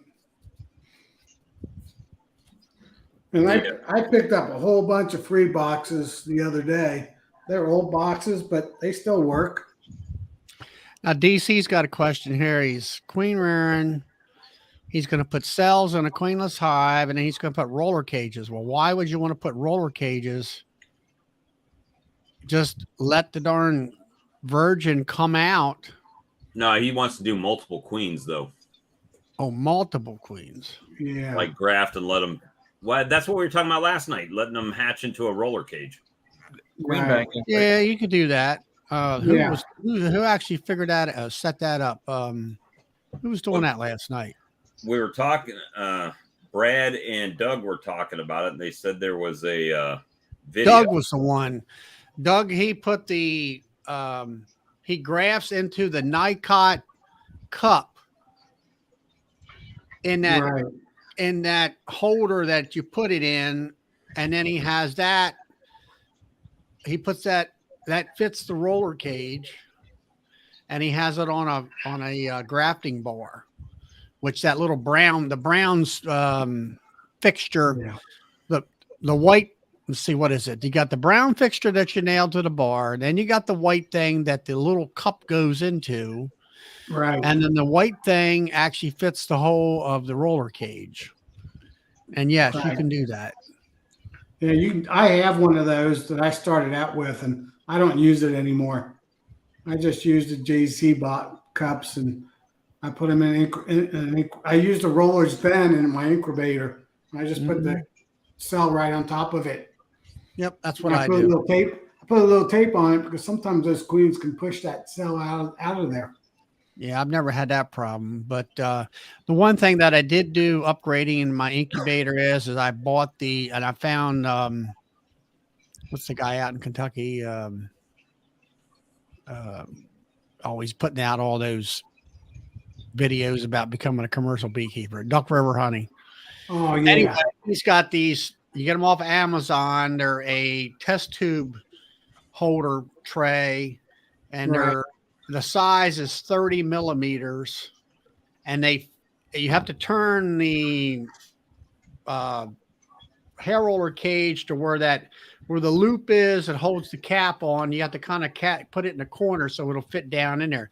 But it's an easy way of put those in there, and it holds That's a good idea. I think like 13 of them or something like that. And you get them off. You get 3 of them for $13. It's cheap. Right. And I had a block of wood that I was using, and all that stuff. And these things are way better. Right. Nice and light, easy, very organized, that kind of stuff. But this year I didn't even have to graft because my friend just gave them to me. Hey, that's great. Yeah. Good And they friend. were buckwheat virgin queens. There you go. That's how they go. Yeah. Yeah, let me go grab that one. It's in the backpack here. And that's all I do when I graft. This year when I grafted, I would just take the whole cell and put it in here on the top. Right. And once she hatched out and came down, I Right. would just pull this piece out and plug it with one of these right in the top. So now she's sealed in. And I Right. could put her anywhere I wanted to. I just put a tape over it. Tape works good. The JZ I use that on that a lot of times. Right. I'll take the JZ cup. I thought I had one nearby, but probably don't. Well, guys, I'm going to cut out. All right, Chris, we'll talk to you All tomorrow. right, Chris. All right, man. Have a good one. And I'm going to cut out too. I'm going to go eat and then look at Ellen's factory outlets. All right, Darren. All right, Darren. See ya. You just pop that little center piece out of the middle and set it in there where the virgin can't get out, but you'll get but you'll get assistants will go in there. And then once the assistants are in there, then I just put the tape over top of it. Now I got the queen with the assistants in the cage. Right. Just give it. I haven't had to do anything with it. Right. Everybody left. All right, what I got is this right here. Yep, test tube holder. Test tube holder. Yeah. If you look at it, it's 30 millimeters, these holes are. And then you have the queen cage, and then you have the you got the brown part where the holes where you put the nails in. Then you got the Right. white part. Then you got the cup Oh. itself where you're supposed to graft into, which that really is the same size as JZB. And then it all fits together. And like I say, there's the little Right. The little tab. What you got to do is you got to put that in the corner, and then it just fits in there really nice. It's in there. It's in there like that. And you can got 1, 2, 3, 4, 5, 6, 7. 3 sevens are 21. You got 21 Ooh. holes. You can put 21 in there. Thank And this cool thing to comes know. all flat. It all snaps together. Right. It's all flat when you get it. Totally snaps together. I found, like I say, Nathan at Duck River Honey come up with that idea. Okay. And he put the link in, and I got it right off of Amazon. It's very nice. It's got the bottom has got perforation in it, so it lets the heat in. It circulates. Right. I always like to have heat all the way around the cells and stuff like that. I'm gonna have to look into one of those. Yeah, it's 3 of them for $13. I think it is something Right. like that. But the main thing is figuring out the size hole, and it's a 30 millimeter. Right. So Yeah. All the good stuff.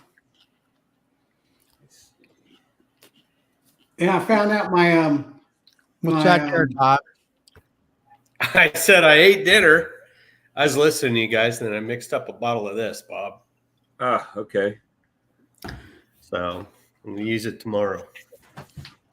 So you might want to make it a little bit stronger. That's what I'm getting from the reviews people have been sending me. Some people Less than say 32 ounces. yes. Some people are saying that it was it worked good, and then some. Charlie used it. Did you have to make it stronger, Charlie? Yeah, I added a 32 or thereabouts ounces of water after I put half the bottle in. Yeah. And That's what I did. I found that, well, the biggest thing is, like when I was doing the video, it takes about 5 minutes for a fume board to really work. And that's with any product to really push the bees down. And then I mixed the last batch for the eye wasn't there, but I mixed it up to where it was about 16 or 18 ounces of water along with the rest of it, and to see was there any difference. And he said that it worked better as far maybe it pushed the bees down faster. But he also said, well, there was some bees in there. Well, there's some bees in there. Yeah. You don't get 100% most cases unless it's on there for 5 or 10 minutes, while you're working some other hive. Yeah. But I usually, give it 5 minutes, flip the darn thing up and blow the stragglers out that are, a dozen or two bees in there, wherever, maybe they're in a corner or something. And I'm done. So, Right. So hey, you Brad. took like 18 ounces and then put a half a bottle of Honey Wrestler in there and added 18. Yeah, about 16, 18 out. The last time I mixed it, I was shooting for 16, but that thing, it foams. And Yeah. I'm looking at it like, well, it's between 16 and 18 right in there. Well, I'll So, take the bottle tomorrow with me. But Bob, if I need to make it stronger, what would you suggest? Like maybe 10 more drops of concentrate, or Yeah, I just put a little bit more in it, probably. all right. And and Ashby Miller said the first time he used it, it worked perfect. Mhm. But a lot of that has to do, well, what time of day are you pulling it? How hot is it? How much is it humid? Yeah. well, I'll have to agree with you there, because when we were pulling it, it was after 5 o'clock and everybody's home. well, Right. something I have noticed with that, like today, it's really hot and humid. The bees don't fly during the daytime. They will stay in the house where it's cool, or at least try to keep it cool. You might have the tanker bees going out and getting water and bringing them back. The tanker But bees. Yeah. Yeah.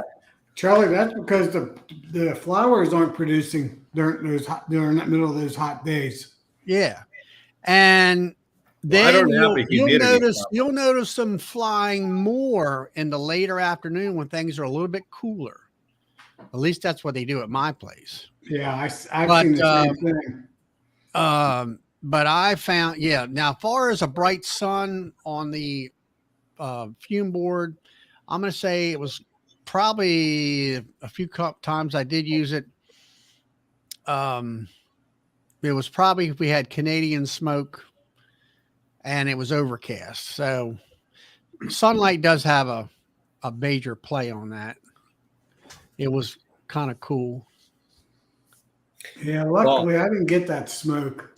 Cincinnati did, but I'm on the west side of Cincinnati, and I was out of town too. But I got cameras, and it was still sunny, and my son said it was still good. I only have like 16% humidity, so maybe I'm okay at 32 ounces of water. You might be. I don't know. Who knows? It might That's be. what I use. That's how I use it when I use it, and it seems to work fine. Especially, like I said, I use it on swarms all the time, cutouts all the time. Yeah. Yeah. But I talk about tanker bees as far as the water bees going out and getting water. And what's really interesting is that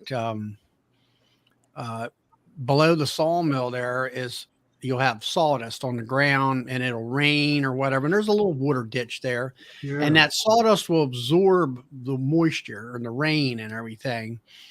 And they can land on that sawdust without fear of getting drowned. And they also have the tannins and the acids out of that sawdust that they're sucking up, which they like all the minerals and things.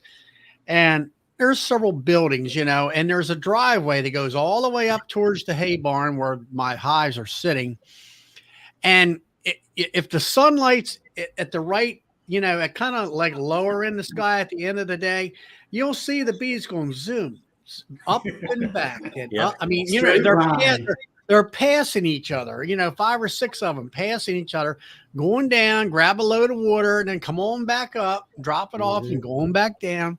I find it, just interesting and fascinating. You know what our humidity is right now? This very second, 82%. Oh, geez. I got to see what ours is.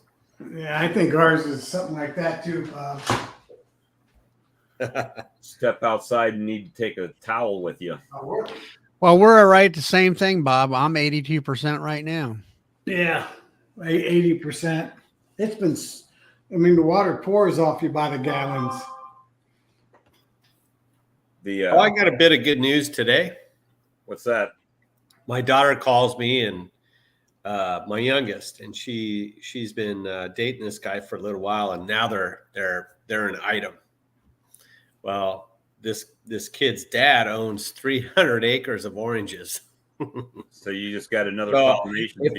if things stay the way they are, I might have a spot to put bees next year, even more bees.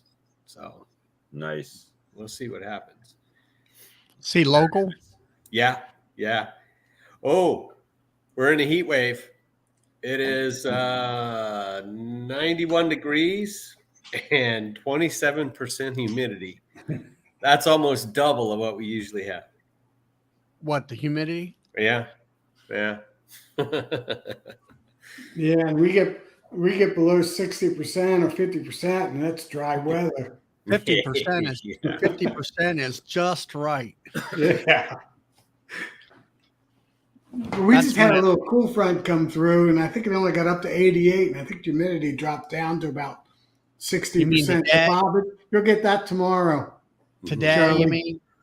Charlie, you'll get that tomorrow.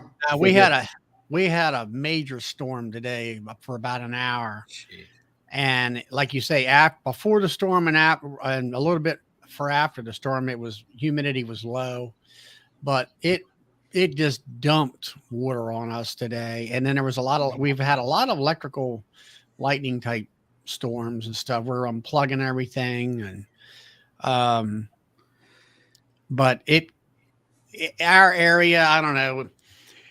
And in all reality, we should never have any buildings where we're being built. The next door neighbor, which is the farm, is kind of up on a hill. If it was all one big farm, where the original barn was up on the hill, which was the neighbor's farm, that was where all the buildings should be, because they would be up on top of the knob, you might say, and then all the land would go down.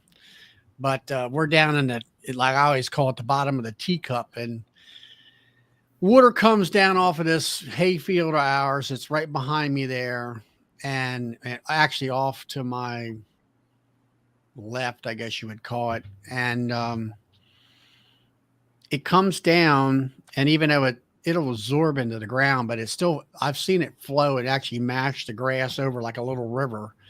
And then it comes down, and we have blacktop around our buildings and stuff. Of course, that's like making a river, and it goes around and through the buildings, and it's supposed to be going towards the road. And it just got to today. It was at least 6 inches deep coming down through there. Wow. And it was starting to go into the mill. We got like a 37-foot wide door when you're bringing the logs in, and it was starting to go over where the electrical area was. Of course, we had everything, all the main switches pulled down. I jumped on the darn 4-wheel drive front end loader, log loader, and I grabbed me 2 big poplar logs, like one of them was 18 feet long or whatever. And I just laid it right there and, made a diversion to kind of push the water away from the building and down the driveway to get it to flow. Most of it went that way. So it did okay today, but we get we get that problem ever so often. I'm on top of the hill. I'm in a big hill. 300 feet drop. So basically, Cincinnati is actually they call them Mount Adams, Mount Nebo. Yeah. Right where I live. And it's about 300-foot drop down to the river. So we're actually, the west side of Cincinnati is part of the Appalachian foothills, basically. So we don't have any farms. It's all woods. Right. Small, 1 acre, half-acre farm. Yeah. But like the grass behind me there, that field there, it's up about at least a foot and a half. And luckily, it's holding the water to a certain amount. But a soaking rain, no, it rains so hard that there's a cell tower that looks like a tree, across the road over to another property. We couldn't even see the cell tower. That's how dark it was of rain. I didn't get any of that rain yesterday, but east side of Cincinnati and on east through Ohio did. Like it formed right over us, but it didn't rain. Now, tomorrow we're supposed to get a lot of rain. So yeah. I'll be uncapping and extracting then. Yeah, it's kind of weird. You go on the east side of Cincinnati and it's flat. You go on the west side of Cincinnati, it's real hilly. It goes down through southeast Indiana, down into Kentucky, and then to the, east then through Kentucky. There's just Yeah. a little glitch right there on the west side of Cincinnati. I mean, some of the streets that next to me are called Devil's Backbone, Ebenezer. I mean, they all got funny names because none of the streets are straight. Good night, Lee. Hope things get a little bit better real quick for you. I know where you're at. Yeah, me too. Yeah, nightly. Yeah, That sucks know, when your back is bad. I know. It's so debilitating. You can't. I don't know. I went to the gym yesterday and worked out, and I mean, the machines that I'm doing are working for me, but I still have my right hip that's giving me problems, and on that same leg around the sock line, the skin is sore, I'll say. And I don't know whether it's still the nerve situation or not, but yeah, I got a bum knee, left knee, but it's still working. A couple of years, I'll probably have to have knee replacement. But anyway, You got to work tomorrow, Charlie? yeah. What time is it? It's 10 o'clock. Yeah. 10. So, James, are you still out in the honey yard or whatever, or bee yard working? Yeah, probably still light. Anybody here use pushing cages for queen introduction? Brad wants to know. I've done that once or twice, but to me, it's an extra step. Yeah, I've never used it. You're in the hospital.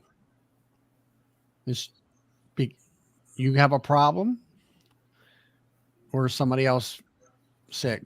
Nope, in the hospital.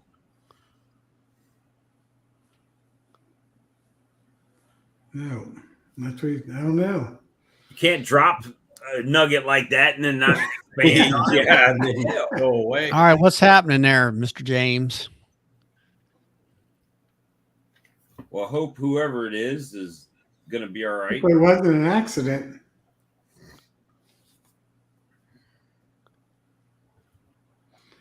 Yeah. He's diagnosed with diverticulitis. Diverticulitis. Yeah. That's painful. Ooh. Yep. That's isn't that a gut thing? Yeah. Yes. Basically, your intestines has little pouches in it, and it'll catch some food, and it's irritating to your guts.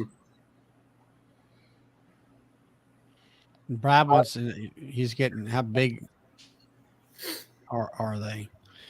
They're usually like a 3x4 cage area or something. You got to make sure you put it over brood. So He said they ruptured this morning. Ooh. Ooh. I don't even want to imagine that pain.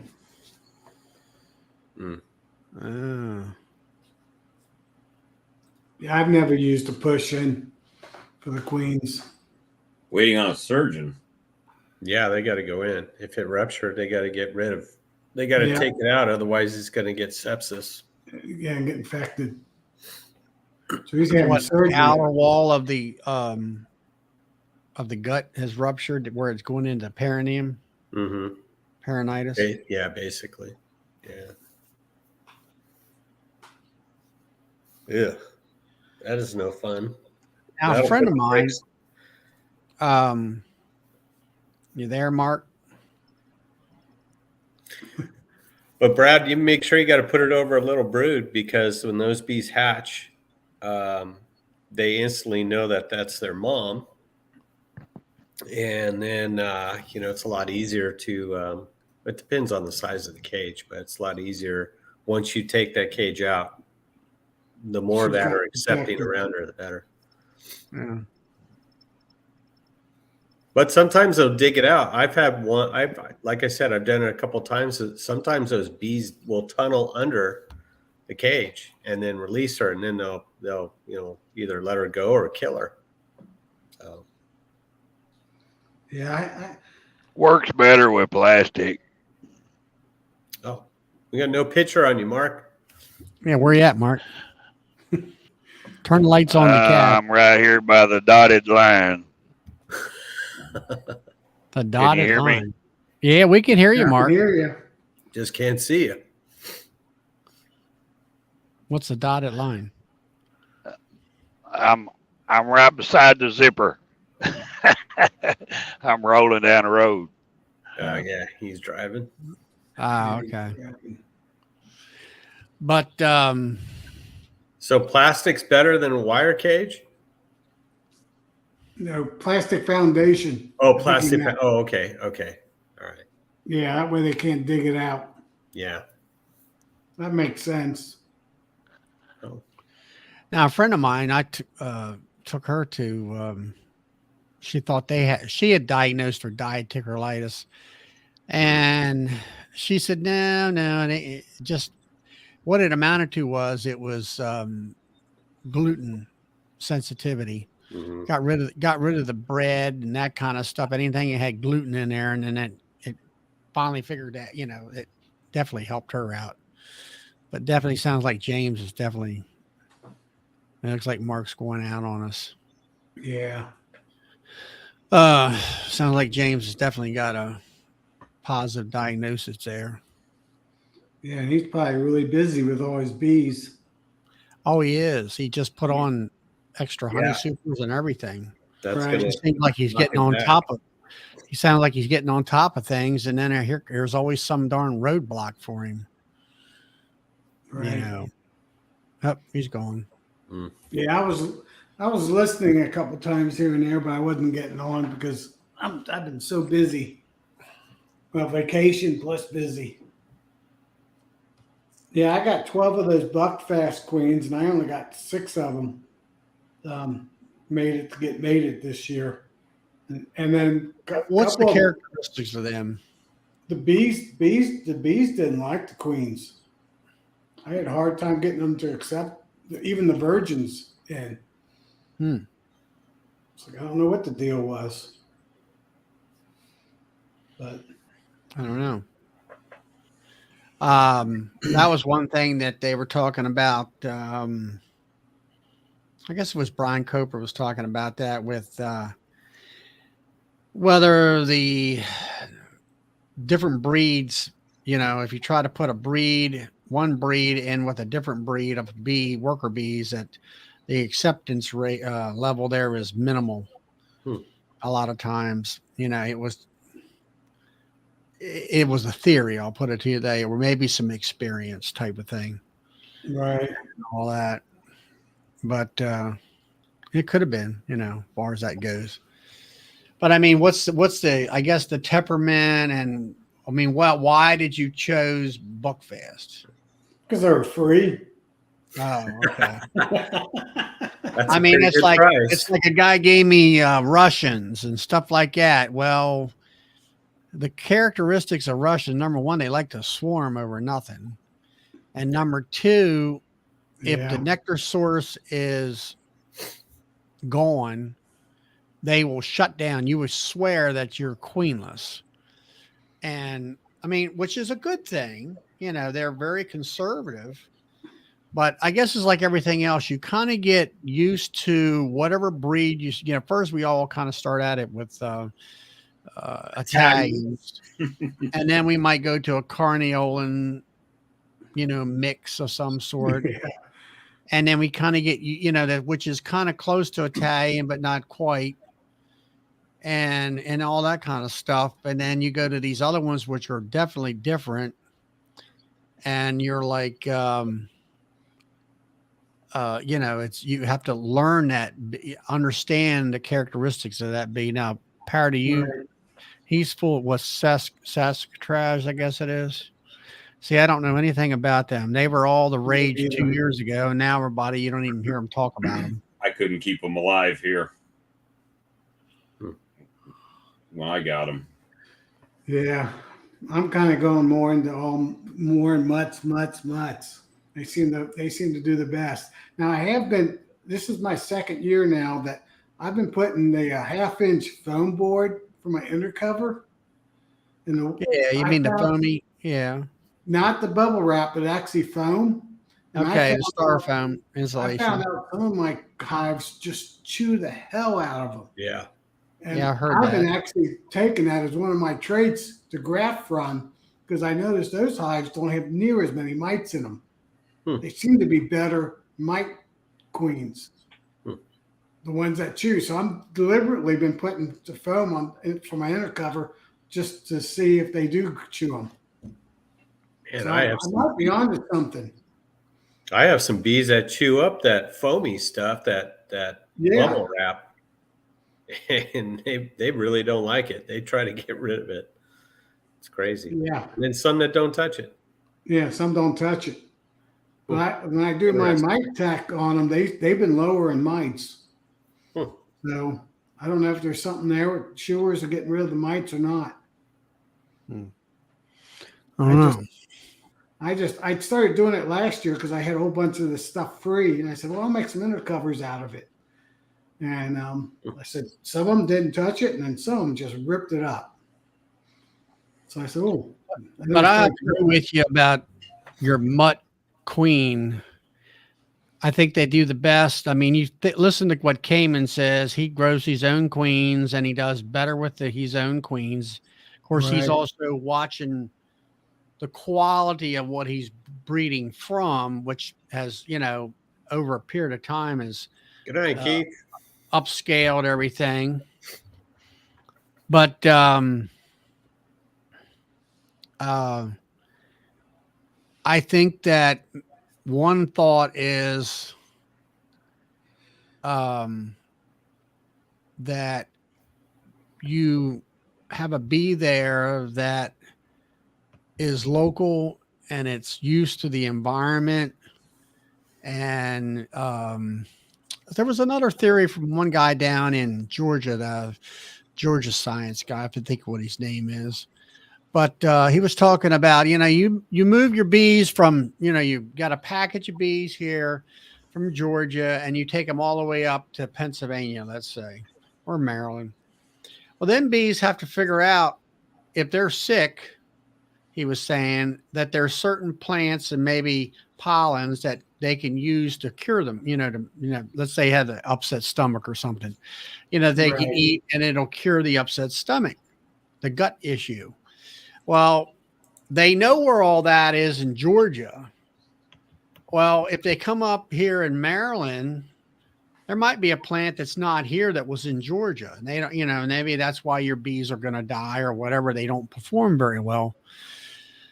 And I think that's where your local bred queens outdo the rest because they have that genetics for the survival in the area. Right. And I think maybe they pass on that knowledge in some way amongst those bees where, they've learned where all this stuff is at. So they have a much better survival rate and stuff like that.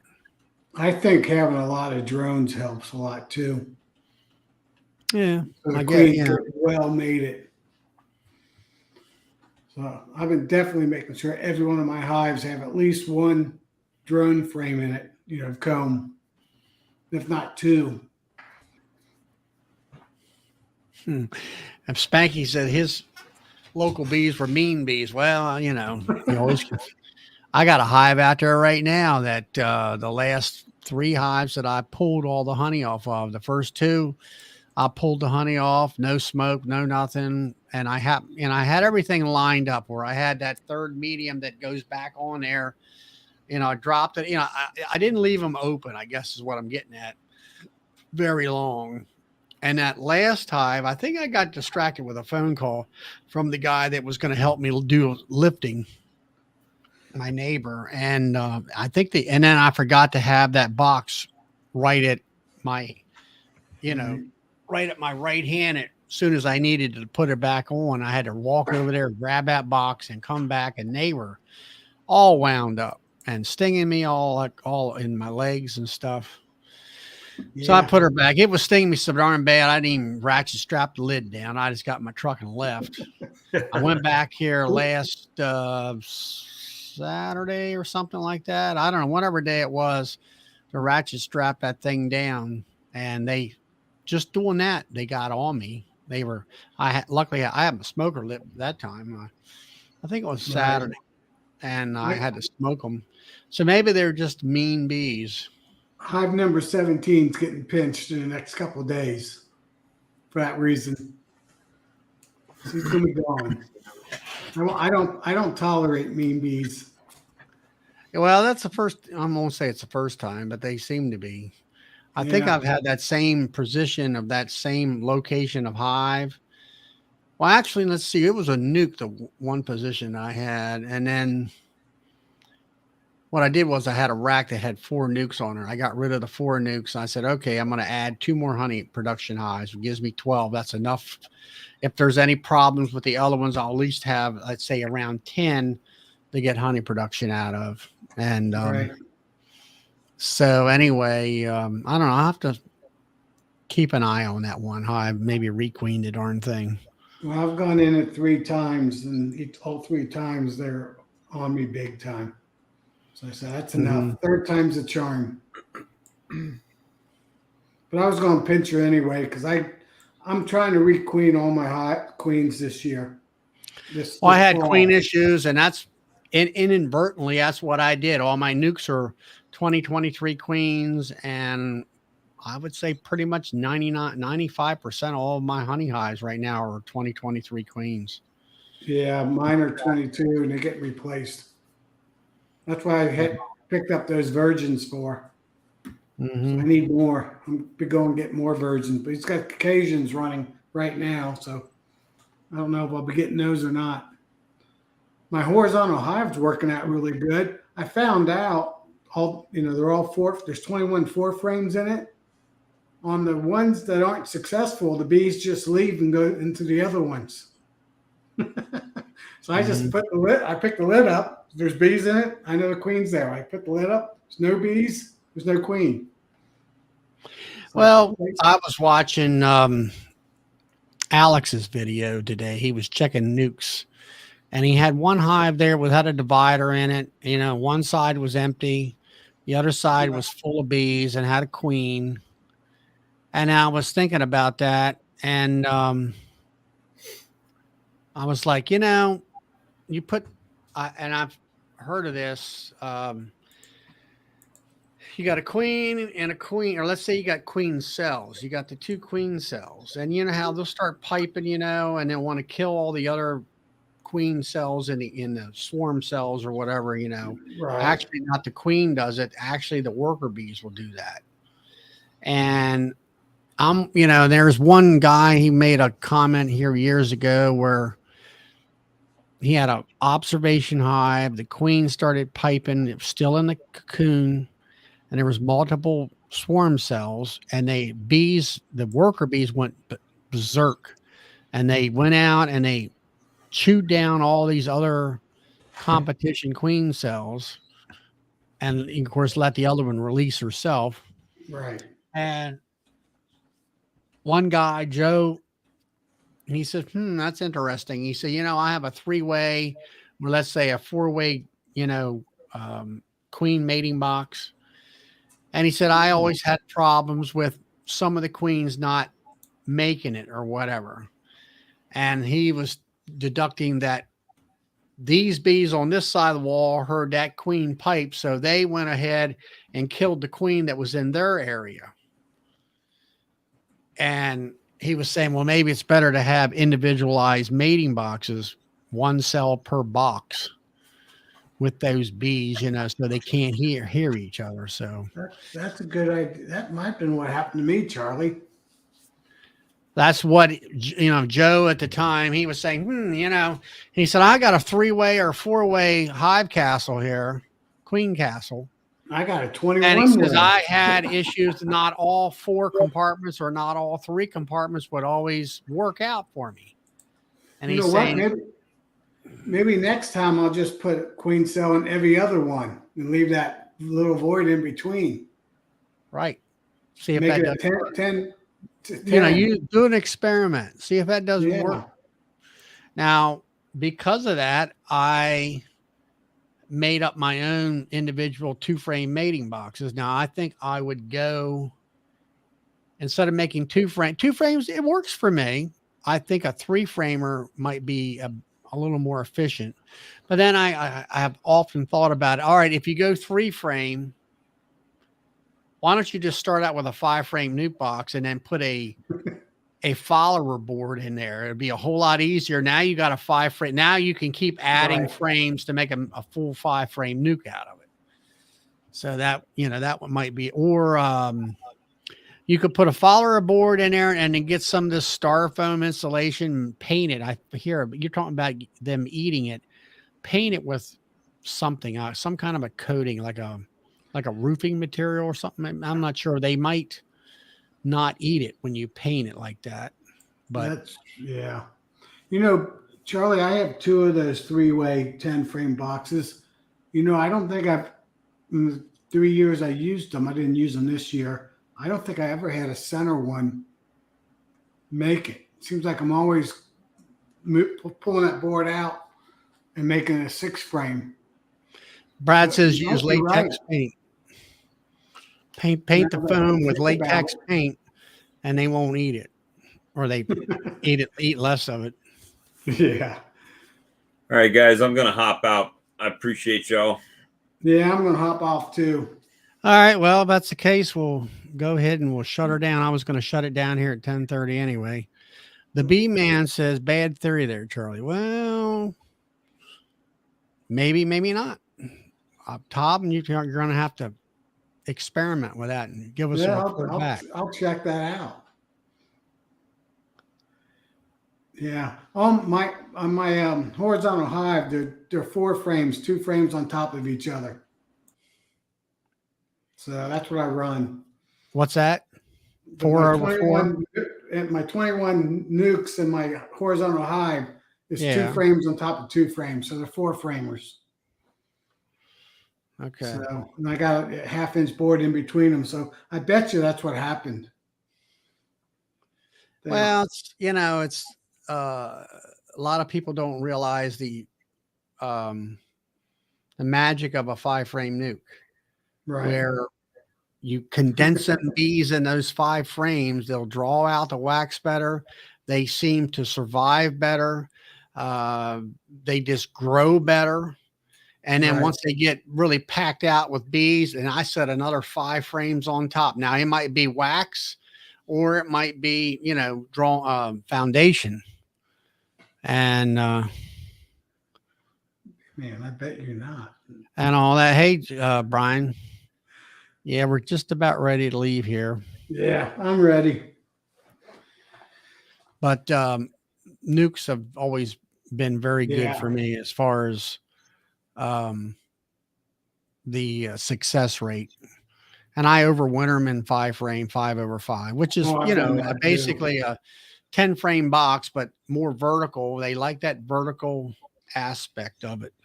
Right. And all that stuff. So I kind of copied that off of Michael Palmer, is why I started that years ago, Right. and all that kind of stuff. Got anything else to talk about, Todd? I'm done. All right, Tom. Unmute yourself, Todd. Sorry about that. No, I don't have anything else. I was just sitting listening. Okay. Yeah. But I don't know. We'll see what happens tomorrow with that honey rustler. Yeah. It works. I mean, I think some of it was the fact that it wasn't hot the days that I used it. Yeah. It was overcast and Yeah. smoky. And then, other than that, it was about it. But it won't be hot here tomorrow. Not like last week, but both Saturday and Sunday was 100. I don't know. You said it was at 90-some degrees and sunny. I mean, that's got to be hot. No, it's 91, I think I said. So it's not bad. But 27% humidity. That'll get people screaming around here. Yeah, really. I don't know. That just don't seem like much Hang at on, I all. got to plug in my computer before it goes out. Okay. Yeah, we don't like humidity here. Don't know. I guess no one's used to it. So Brian, you want to pop in for a couple minutes or not?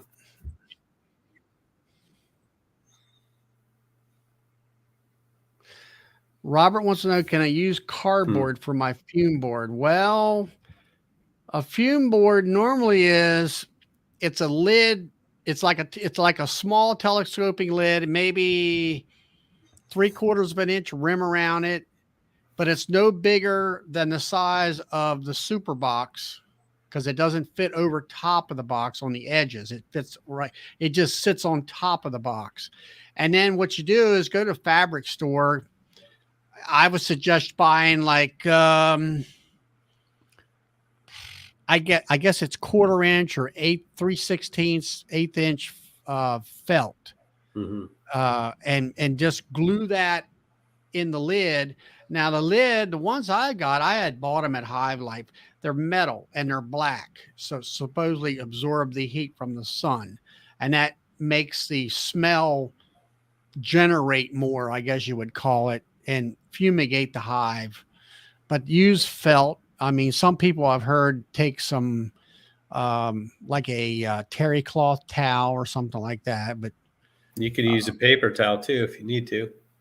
Paper towel? Yeah. Put a couple over that, spray them. Don't soak them, but you spray them down. Well, if Robert doesn't have anything, just use some cardboard and put kind of tape or glue some paper towel to it, some thick stuff, and then just lightly, just dampen it slightly. Yeah. And I think that'll work for you. They'll get the smell and skedaddle. It won't take them too long. She's going to put escapes on in the morning and then push them down with the fume board. See, I look at escapes as like extra work. It's like I just go out there. I got, let's say, 4, like the hive behind me there where it's 2 yellow, 2 purple, and a yellow. Well, the purple and above are honey supers.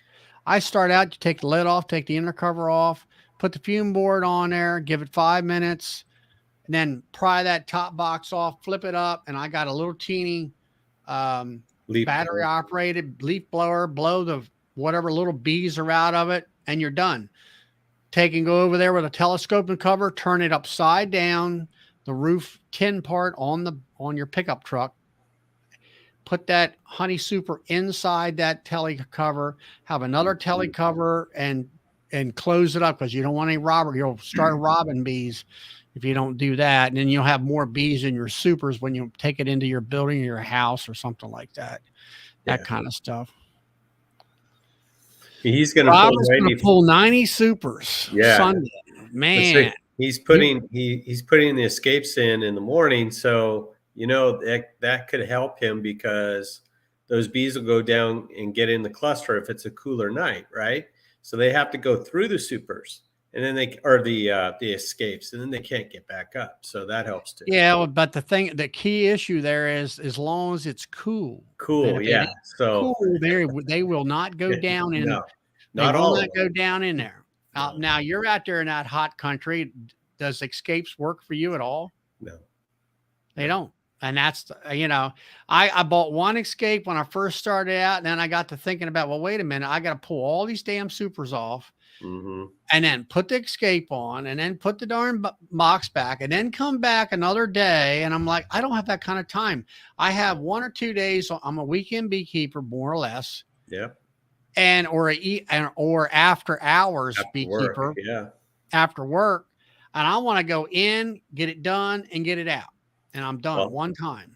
You need one of those easy lifters. That's where I bought the fume board, and I'm done. You need one of those easy lifters, Charlie. That's like what Ian has. Yeah, I know. Brad says the same thing. Hive lifter. Yeah, that's true. Yeah, but boy, 90 supers on Sunday would be quite the task. Yeah, the fume board will help. Yeah, it will. I'm not sure whether or not whether the bees will learn to go through the fume board or not with a, I mean, with a skateboard. I'm not sure on that. I don't have any experience when it comes to a skateboard. I got rid of it a long time ago. But anyway, well, it's 10:30. I'm going to shut the broadcast down. Todd, stay on for a minute. We'll Sure. talk to you. Sure. And guys and ladies and gentlemen, we will see you next Friday at the same time, same place, as far as I know. Hopefully everybody's got their honey harvested. You know, if it's that time for you. All right, Brad just said fume boards and escapes don't mix. Don't mix. Okay. I think, like what we were saying, cool weather and skateboards work, but fume board probably obviously on its own. Honeybee compound put 3 supers, left behind 3 supers, a cap, honey. And Wow. Monday went back Wednesday, and though they would rob out. Thought that they would rob out and not a bee in there. So it works, you know. That's cool. I thought he said he was getting robbed out, or they got robbed out. Now Brad says escapes work best during a flow. I said, okay. All right, well, there you are. So, all right, well, thanks everyone. Good night. Good night, everyone.